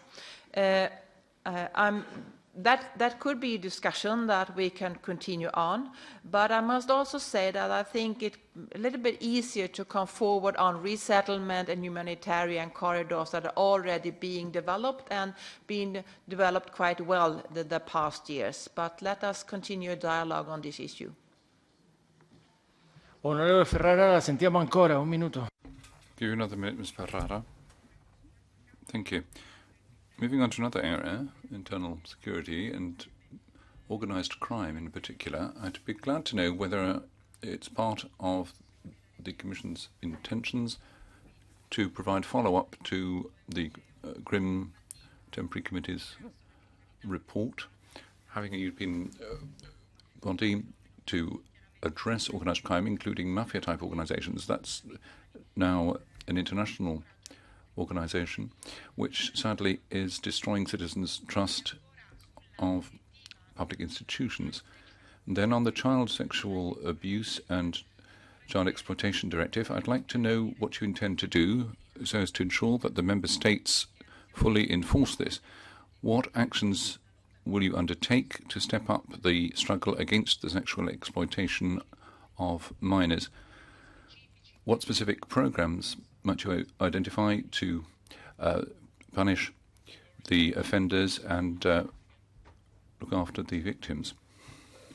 Thank you, Ms. Ferreira. These are really important issues, and organized crime and mafia-type organizations, they are like poison to society. They there's a cohesion to cohesion in society, and therefore it's not only the victims of the crimes that are suffering, the whole society and trust in society is suffering. So that's why it's so important to step up in these areas. I have to come back on the concrete actions when I have taken office and can be more concrete on the steps that we need to take. But I know that there's a lot of files and not a lot of proposal that has been adopted by this Parliament and by Council. So I think that a lot of things has to be to focus on implementation of the decision that had already been made. But I don't exclude that we should also continue with other proposals in this area, and I have to come back to that. The same when it comes to child sexual abuse and how Europe are actually, a lot of these child pornography are being, they are hosted in Europe.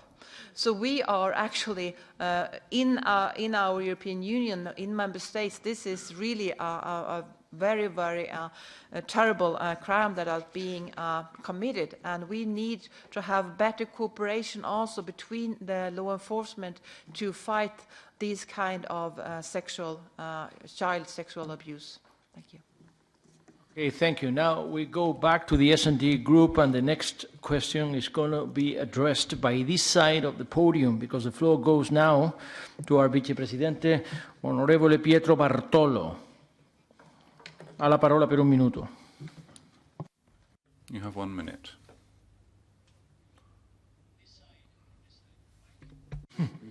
Buon pomeriggio, grazie Presidente. Still have no mic for the speaker, unfortunately. Nella sua lettera di incarico. In your letter, the new sustainable approach to search and rescue was part of your terms of reference. In your reply to a question, you say that in recent months, the Commission has played a vital role in helping coordinate the distribution of those landed on the request of the Member States. Now, even though search and rescue operations are governed by international law, and in principle the Commission has no responsibility to carry out such coordination, it's true that more can be done providing financial and practical support to Member States to help save lives at sea. Which tangible actions would you undertake to respect the requirement in the letter from the President-elect to ensure that there is that proper coordination of search and rescue operations? Now is your answer. Thank you, Mr. Bartolo. And as you pointed out, there is a role for the Commission to play in this area, and it has been playing this role to coordinate and to also to facilitate how we can help the whole chain when it comes to search and rescue. So it's not only about search, the specific search and rescue, it's also the embarkation, it's also to facilitate how to distribute people to the right country when to the process for the asylum application, for example. So we have to facilitate, I think, this chain, and this will be part of this sustainable solution that President-elect asked me to develop in this area. Onorevole Bartolo, ancora un minuto. You have one minute, Mr. Bartolo. Thank you, Chairman. To be more specific, on the basis of your previous replies, what are your plans or options in governing search and rescue operations on the basis of the principle of solidarity, according to which all member states should fairly be sharing out the asylum applications, respecting the fundamental rules of the European Union and international law? Thank you. We recently have a new preliminary agreement on Malta between 4 countries. I understand it's going to be discussed in the GHA Council next week. So let's see what will be the outcome of these discussions. I have the impression that there is an opening, a new constructive approach from member states to this area. I hope so, but I think it's too early to draw conclusions from that, so let me come back in a dialogue with Parliament on this later on. Thank you. Now it's EPP again. Ça va être 1 minute pour Madame Nadine Morano. 1 minute for Ms. Nadine Morano. Chairman, I'm going to speak French, if I may. Commissioner Designate, I'm surprised that in your written answers you say that to fight illegal immigration you're going to develop legal pathways. You don't outline how you're going to return illegal immigrants, and that's essential if we are to deal with the immigration issue in a firm, humane but responsible way. The rule of law is often ignored when it comes to migratory issues. You have legal decisions for return which are not being respected.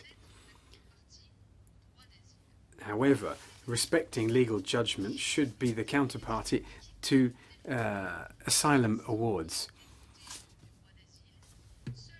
There are 500,000 people who have been refused asylum, but only 160,000 have been returned. That's only a third. This is an injustice. People want real answers to that problem. So I wonder how you intend to return larger numbers of illegal immigrants. Commissioner Designate. Thank you, Madame Morano. I think this is a very important aspect. We need to step up together on return of those who do not have the right to stay in European Union. I think this, as I said in my introduction, the right to apply for asylum, the right for international protection links very closely to that those that do not have this right also should return. So we have to make this functioning, and it's not functioning well right now. Only 1/3 that had a decision on that they should leave had returned last year. So this is really an area where we have to step up. But the Commission is not the one who return people.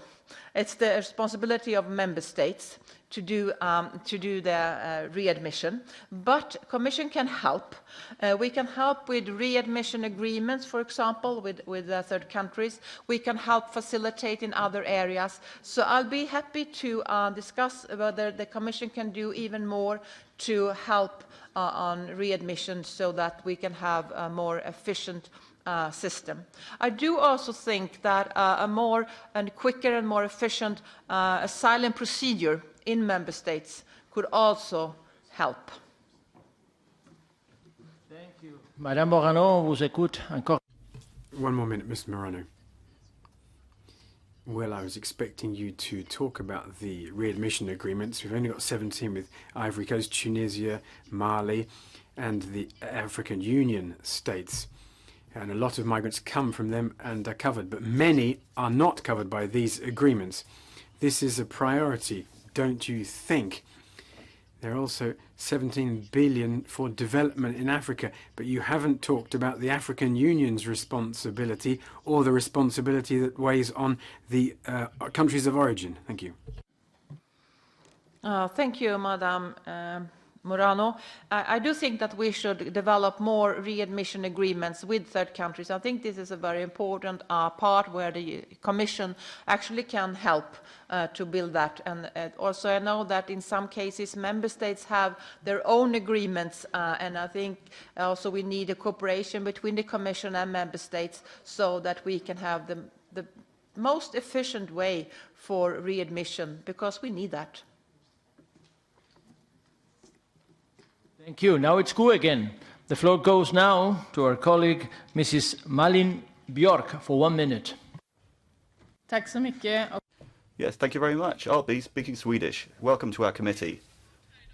Well, as you've heard today, there are some people here who want to see Europe going the same way as Trump, or taking the Orban variant. That's to say, with racism, xenophobia and attacks on migrants' rights. But there are many more, as you've seen, who look towards a different European approach, where we stand up for human rights, where Europe remains a continent that people want to go to and can arrive in. Will you stand up for the Geneva Convention? Will you stand up against the repressive policies of closed borders? There are racist forces that want to have an Australian model where asylum is dealt with in third countries outside the EU. Are you prepared to refuse any similar proposals? Will you ensure that we don't subcontract asylum? And then I'm thinking particularly of Libya. I'm looking forward to an honest answer. Tack så mycket för frågan. Yes, thank you very much, Mrs. Björk.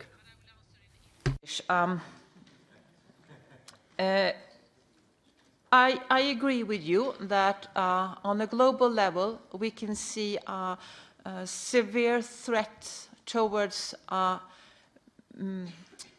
migrants and toward the right to, for asylum. And this is, I think, something that is scaring. And that's why it's so important that we protect the European way of life, because the European way is that we, in our treaty, have very clear defined the right to apply for asylum. And this is, of course, what the Commission, which as a Commissioner, I will always defend our fundamental values and the treaty. And this is very clear, and we should be proud of that. That makes us that a difference between our union and other parts of the world, that we have these clear rights for migrants to apply for asylum, and that we also said that we have these clear values that we stand for. And this, and we're happy to fight for both here in the European Union, but also on a global level. Thank you, Mrs. Bork. Tack så mycket. Jag skulle nog ändå vilja ha... Thank you very much. Well, I want just a little bit of extra clarity. Will you refuse any proposals on extraterritorializing the asylum procedure to third countries? My other follow-up question is on Libya. We've got documented human rights abuses that we are complicit in if we're silent. Will you end Europe's shameful cooperation with Libya and its Coast Guard? You talked about safe legal routes to migration. And I've been a rapporteur on relocation, or resettlement rather. It seems that there are a lot of deals and foreign policy maneuvers. Can you ensure us that resettlement is based upon UNHCR and is humanitarian in its objectives? Your turn. Thank you, Ms. Björk. First on Libya, I can't see how things will improve in Libya by stopping the cooperation from the European Union. We know that there are Libyan coast guards that are threatening or violating human rights. What the EU does is to educate the Libyan coast guards in these aspects of humanitarian rights and how to protect human rights in their actions.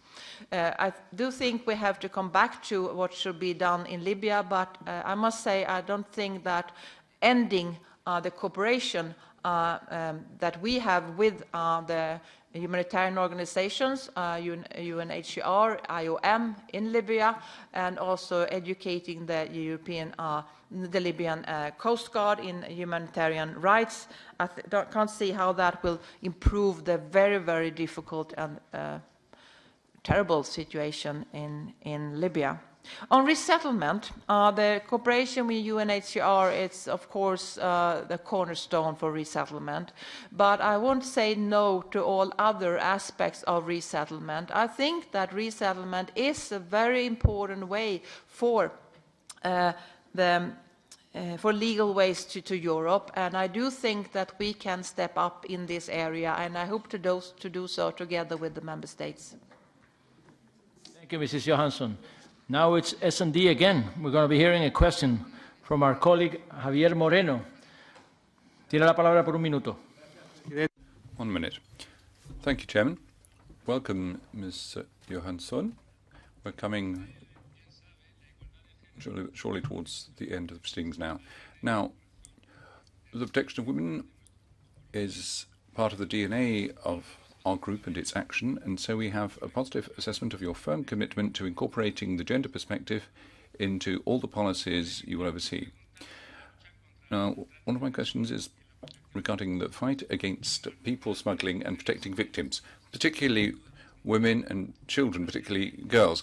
Unfortunately, trafficking in human beings creates many victims and earns a lot of money, 5 billion a year, and so it must be a priority task for the incoming Commission to prevail upon the Member States to step up cooperation with third countries and ensure that the victims have access to justice. With that in mind, how are you going to ensure that the 2011 directive on people smuggling is properly enforced, particularly when it comes to protection of women and girls? What financial resources will you be proposing? Mrs. Johansson, your time to answer. Thank you very much, Mr. Moreno Sanchez. And first, on the implementation of the directive of 2011, I have to come back on concrete actions to you later on. But I must say, on trafficking, this is really something that concerns me a lot. And we know now that trafficking, half of the victims of trafficking are European citizens. This is not a problem that is crossing our borders. It's a problem that we have here in our union. And a huge majority of those that are victims for trafficking are girls or young women. I think it's extremely important that we step up the fight towards trafficking. And I must say, I am ready to consider new legislative proposals in this area, because we know that the criminals are earning a lot of money on using these victims, these girls. So I will look into and be ready to consider new legislation in this area. I will also say I'm ready to consider whether we should have a new strategy for fighting trafficking. I do think that we can do more in this area in the European Union. I think it's a shame that 50% of these victims are EU citizens. We have to do better. Thank you, Mrs. Johansson. Señor Moreno, otro minuto para usted. A further minute, Mr. Moreno. Thank you. Thankfully, you're not alone in your struggle. You have the EU coordinator on trafficking in human beings at your side, as well as Europol and the European Centre Against people trafficking. How do you envisage strengthening the ways and means of taking action and cooperating with them. And then minors are a particularly vulnerable group, particularly unaccompanied minors. What action do you envisage to ensure that this group, which is exposed to all sorts of sexual and labour exploitation and even organ trafficking, can be properly protected, and above all that they can receive help, because in many of our countries they're in a legal limbo? Your reaction, Mrs. Johansson. Thank you, Mr. Moreno Sanchez. These are all areas where we have to work more together to step up. And of course, I am responsible for many of those institutions that can help us do it. But we must also see that we have to fight this culture of impunity when it comes to trafficking, and also to help the victims. So I'd be happy to come back to you later on proposals, or to assess whether we should make some new proposals in this area. Thank you, Mrs. Johansson. Now it's Greens again. We're going to hear a question from our colleague, Monsieur Damien Carême. Damien Carême. Merci, Monsieur le Président. Thank you, Chairman. Ms. Johansson, I was fairly well disposed to you before I came. However, what you've said has been rather vague, and I'm a little bit concerned. We seem to be forgetting that behind what we say here, there are men, women and children who are suffering and under threat of death. And so we need urgent answers to these questions. Now, we know that you want to stop people having to get onto boats. But once people are on the boats, are you prepared to launch a European search and rescue mission at sea? And are you going to unblock the discussions on Dublin? It's absolutely urgent now to do that. Why not look for a majority rather than unanimity for that agreement? Are you ready to demand that Council respect the treaties and move to qualified majority rather than try to work with working upon consensus, which is just an excuse for inaction? Answering the question, Mrs. Johansson. Thank you, Mr. Carême.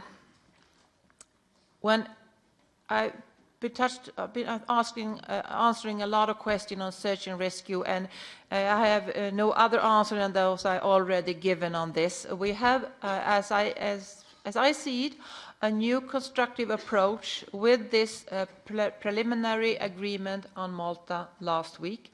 There's gonna be discussion in the GHA Council, as I understand it, next week. I hope this will open up for a new ways forward, but of course it's in my mission also to come forward to a more sustainable approach on this issue, and I have to come back to you in this honourable committee on this issue on search and rescue. When it comes to the Dublin regulation and the file that is blocked in the Council, nobody would be happier than me if I could just unblock it, and then we are here. Don't think it's that easy, unfortunately, because then it had already been done. So this is, of course, part of my very difficult and hard task to find a way to unblock the situation. And as I said earlier, I'm probably going to need a lot of my experience, and I also gonna need probably some other proposals on the table at the same time to be able to unblock the situation. And I answered earlier, I think that of course as an incoming commissioner, if I'm approved, of course I will start with a dialogue to find as a broad consensus as possible. But at the end of the day, we must come forward to make a decision on a new pact. Thank you, Mrs. Johansson. Monsieur Carême, sa réaction, 1 minute. Oui, il y a une importance aussi à évaluer. Yes, we also need to evaluate current measures before going towards a new pact.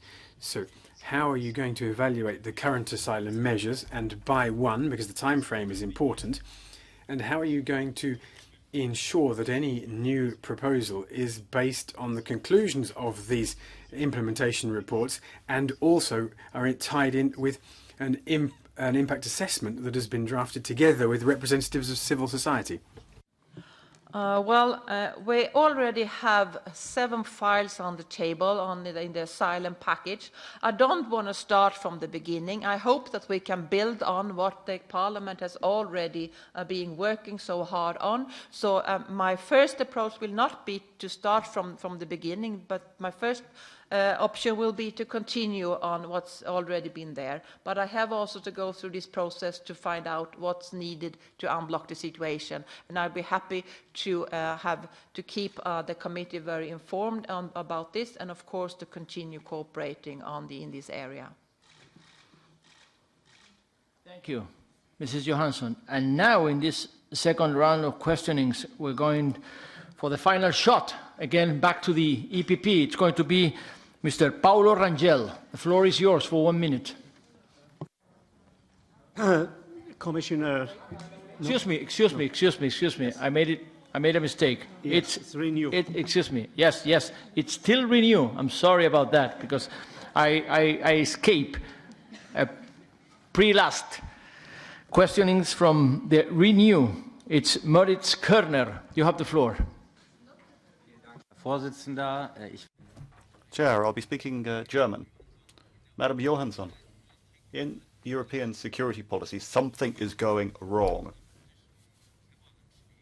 The 22 Islamist terror attacks in the last few years.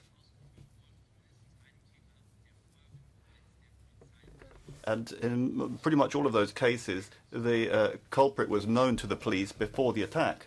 In order to improve better police cooperation, we've been collecting more and more data.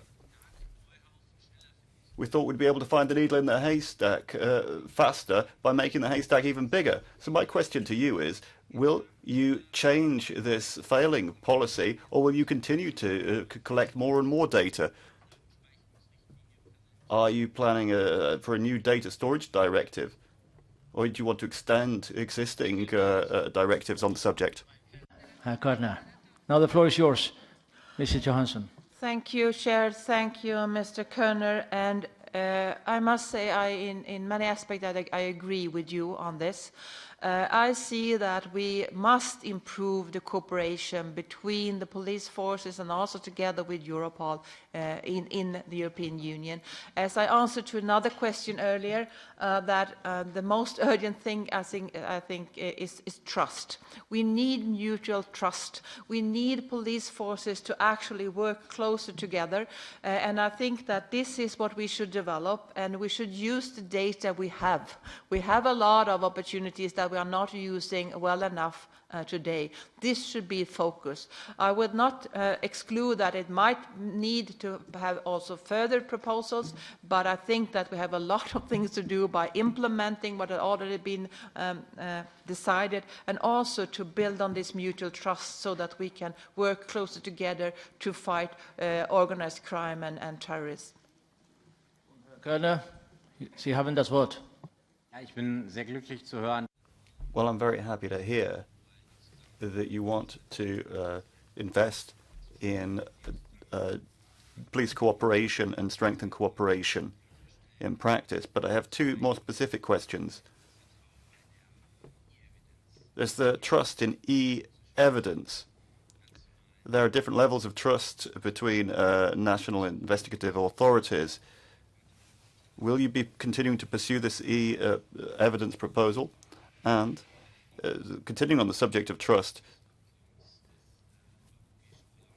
do you think that in the extension of the SWIFT agreement, would you continue along the lines proposed by the Parliament? I didn't follow the last question, sorry. Zurück. Ob Sie bei der nächsten When we come to the next extension of the SWIFT agreement, when it's further extended with the US, will you be inviting the European Parliament for consultation first? To you, Mrs. Johansson, to answer. Thank you. When it comes to e-evidence, I have to come back to you later on how we can proceed on that issue. I think there's a lot of different aspects to take into account. And when it comes to international agreements, I will be happy to have a consultation with the Parliament. Okay, and now it's the final shot I announced from our colleague, Mr. Paulo Rangel. The floor goes to you. 1 minute. Commissioner designate, I want to warmly welcome you. Being the last question, let me point out that after this hearing, you risk to be known as the comeback commissioner, as you have, in key topics, systematically answered that you have to come back to the subject. In the past 5 years, we have revised completely the Union's landscape on information systems. We have addressed loopholes and increased synergies. In your written answers, you state to be committed to implement these new systems. However, in the previous term, we faced enormous obstacles from some political groups, not the last, your political group, S&D. The last example was the VIS, which your group voted overwhelmingly against. So being rapporteur for this file and bearing in mind the SD position, are you ready to commit here to set a clear deadline and an appropriate budget to put it operational? And in detail, we believe furthermore that children are better protected if we can store fingerprints of the age of 6. Do you support this proposal that, by the way, was supported by the Commission? Now, over to you, Mrs. Johansson. I think that if I'm rightly informed, this is going through the trialogue right now. Isn't that the case? Yes.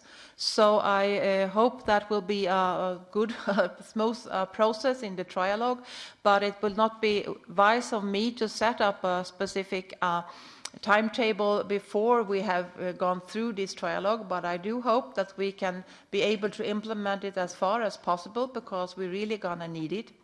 And then when you say I haven't answered to your questions here in the committee, of course, that's up to the committee to decide whether I have to judge if I have answered in a correct and sufficient way or not. That's not up to me. Rangel, again. So I take note of that. And then I'd like to relate to an important part of your portfolio that was not addressed here today, because it's impossible to address everything. It is to ensure greater consistency between the internal and external dimension of security. Online disinformation, interference with electoral processes are a paramount example of such link, and where a more coherent and a muscled approach is required from the European Union. So in the next 5 years, what do you plan to do in this field of disinformation, interference in the electoral process, and so on? And back to you, Mrs. Johansson. Thank you, and I fully agree that there is a close link between internal and external security, and we have to build on that, and that's a very important aspect. And when it comes to these concrete threats towards our democratic procedures, I have to work closely also together with other commissioners in this area, because this is crucial that we can protect our cities, our societies, and our democracies. This is going to be very crucial. Okay. That will bring this second round of questionings and answers to a closing statement, which is due according to the rules of the game, which are our rules of procedure. According to our fair understanding of what due process of law is about, if this should be a trial, you would have the final say, and you will have it, Commissioner Designate Ms. Johansson. So I would like to thank you all of you for your contributions, for having refrained so efficiently, good discipline, parliamentary discipline, to the timing that was scheduled in order to this relevant exercise of political and parliamentary scrutiny on the quality and character of every commissioner designate, and in this particular case, our commissioner designate for the portfolio of Home Affairs and Interior, Mrs. Ylva Johansson, to actually take place in such a satisfactory fashion that we have carried out for the past couple of hours and some 15 minutes. So it's now your turn for your final statement. You have a right to put an end to this conversation we just had through a brief closing statement of, I suggest, no more than 5 minutes. So the floor is again back to you, Mrs. Johansson.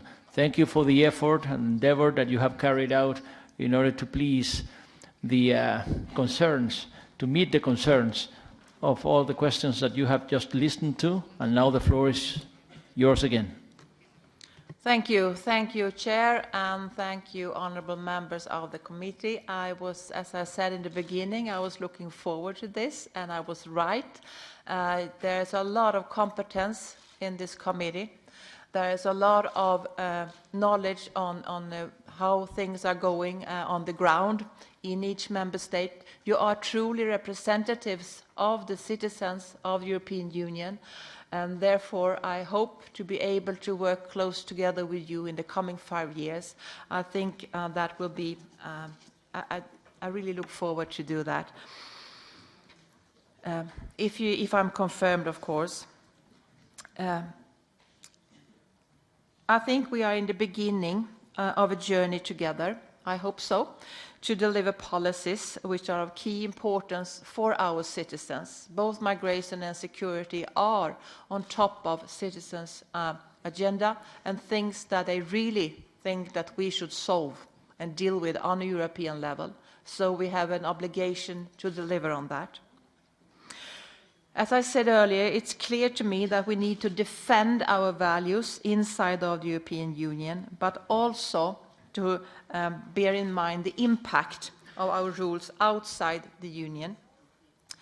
I think that the European Union should always lead by example. Fundamental rights will never be an afterthought for us. There's the European way of life. On migration, as I told them, my ambition is to solve this. Our common success will be judged not only if, but also how we manage to set out the way forward. I believe it should be a European way forward. That means common solutions, manageable solutions, sustainable and predictable solutions, based on our values and fundamental rights. We clearly need common European solutions to a managed system of migration. We also need, on search and rescue, more sustainable, reliable and permanent approach, which is part of a holistic pact which includes legal and safe pathways. The European way of doing this in this area is to safeguard the right to apply for asylum and for that application to be assessed swiftly and properly and individually. Persons who do not have the legal right to stay should be returned in accordance with our legislation and common rules in a dignified way. This is linked to stepping up the fight against smugglers and traffickers. The best interest of the child and a gender perspective are preconditions for what we do and need to be present in all our policy making, and that I will ensure you. On security and work against terrorism, we have come a long way, but we have to do more. In my opinion, we should not hesitate to take further steps to improve European cooperation and work to further enhance trust between law enforcement authorities. As I said to you many times now, I think that trust is a key cooperation in this area. More generally, well-functioning cooperation in the area of my portfolio is crucial for the faith that our citizens have in the European project. As I stressed earlier, compromise and collaboration are the cornerstone of the European way of working together. In the area of the portfolio I was entrusted 3 weeks ago, I believe we need to find more solid European solutions, better cooperation, and work to enhance trust. Trust should always be at the heart of all our work together, whether it's between the European institutions, between the member states, or vis-à-vis the European citizens. Trust should be the cement of our European construction. This is how I intend to proceed, if confirmed. And as I said, I look forward to come back and to collaborate with this this committee with that high level of competence and engagement. Thank you. Thank you.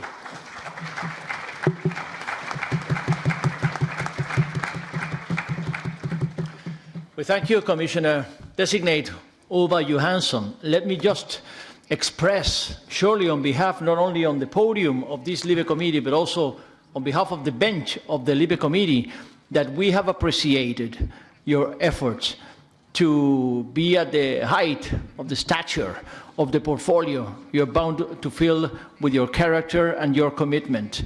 Let me just tell you that you have just noted that the LIBE Committee is vivid, vibrant, at times thrilling.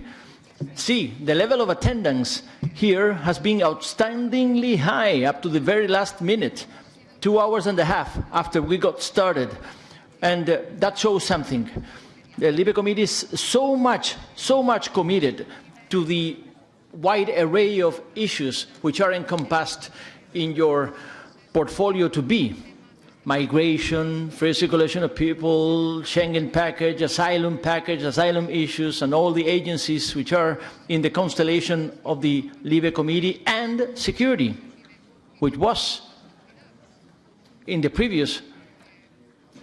outgoing committee, was impersonated by a commissioner in itself, separate from the Home Affairs portfolio, and you are bound to cover them both. So surely, if there's such thing as a comeback commissioner designate, that would be a good signal, because this conversation couldn't bring all the issues to an end.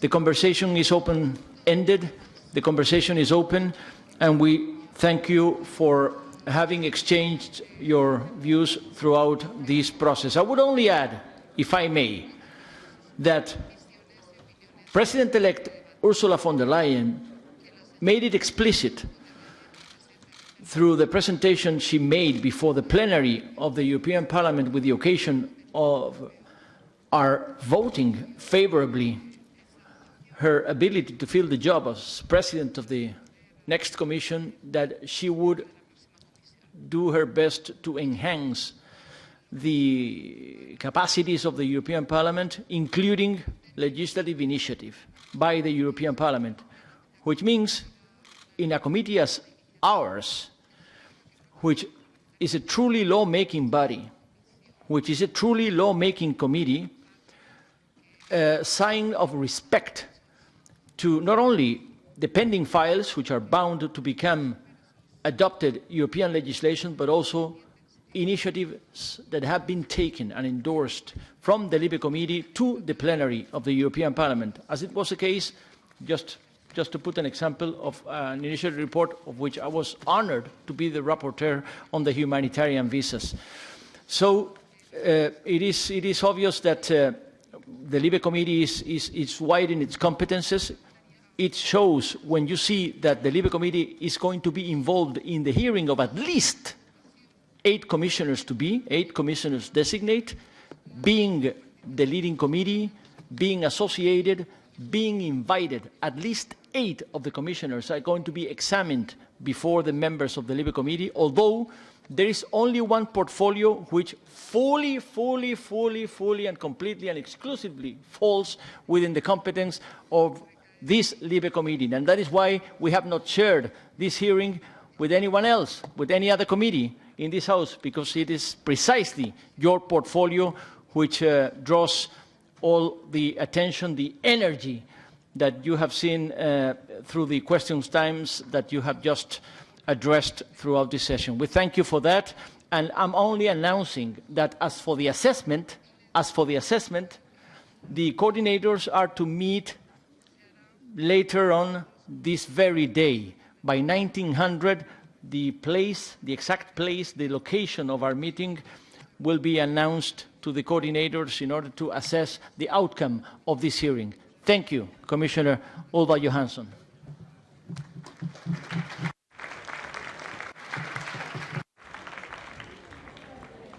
The session is adjourned.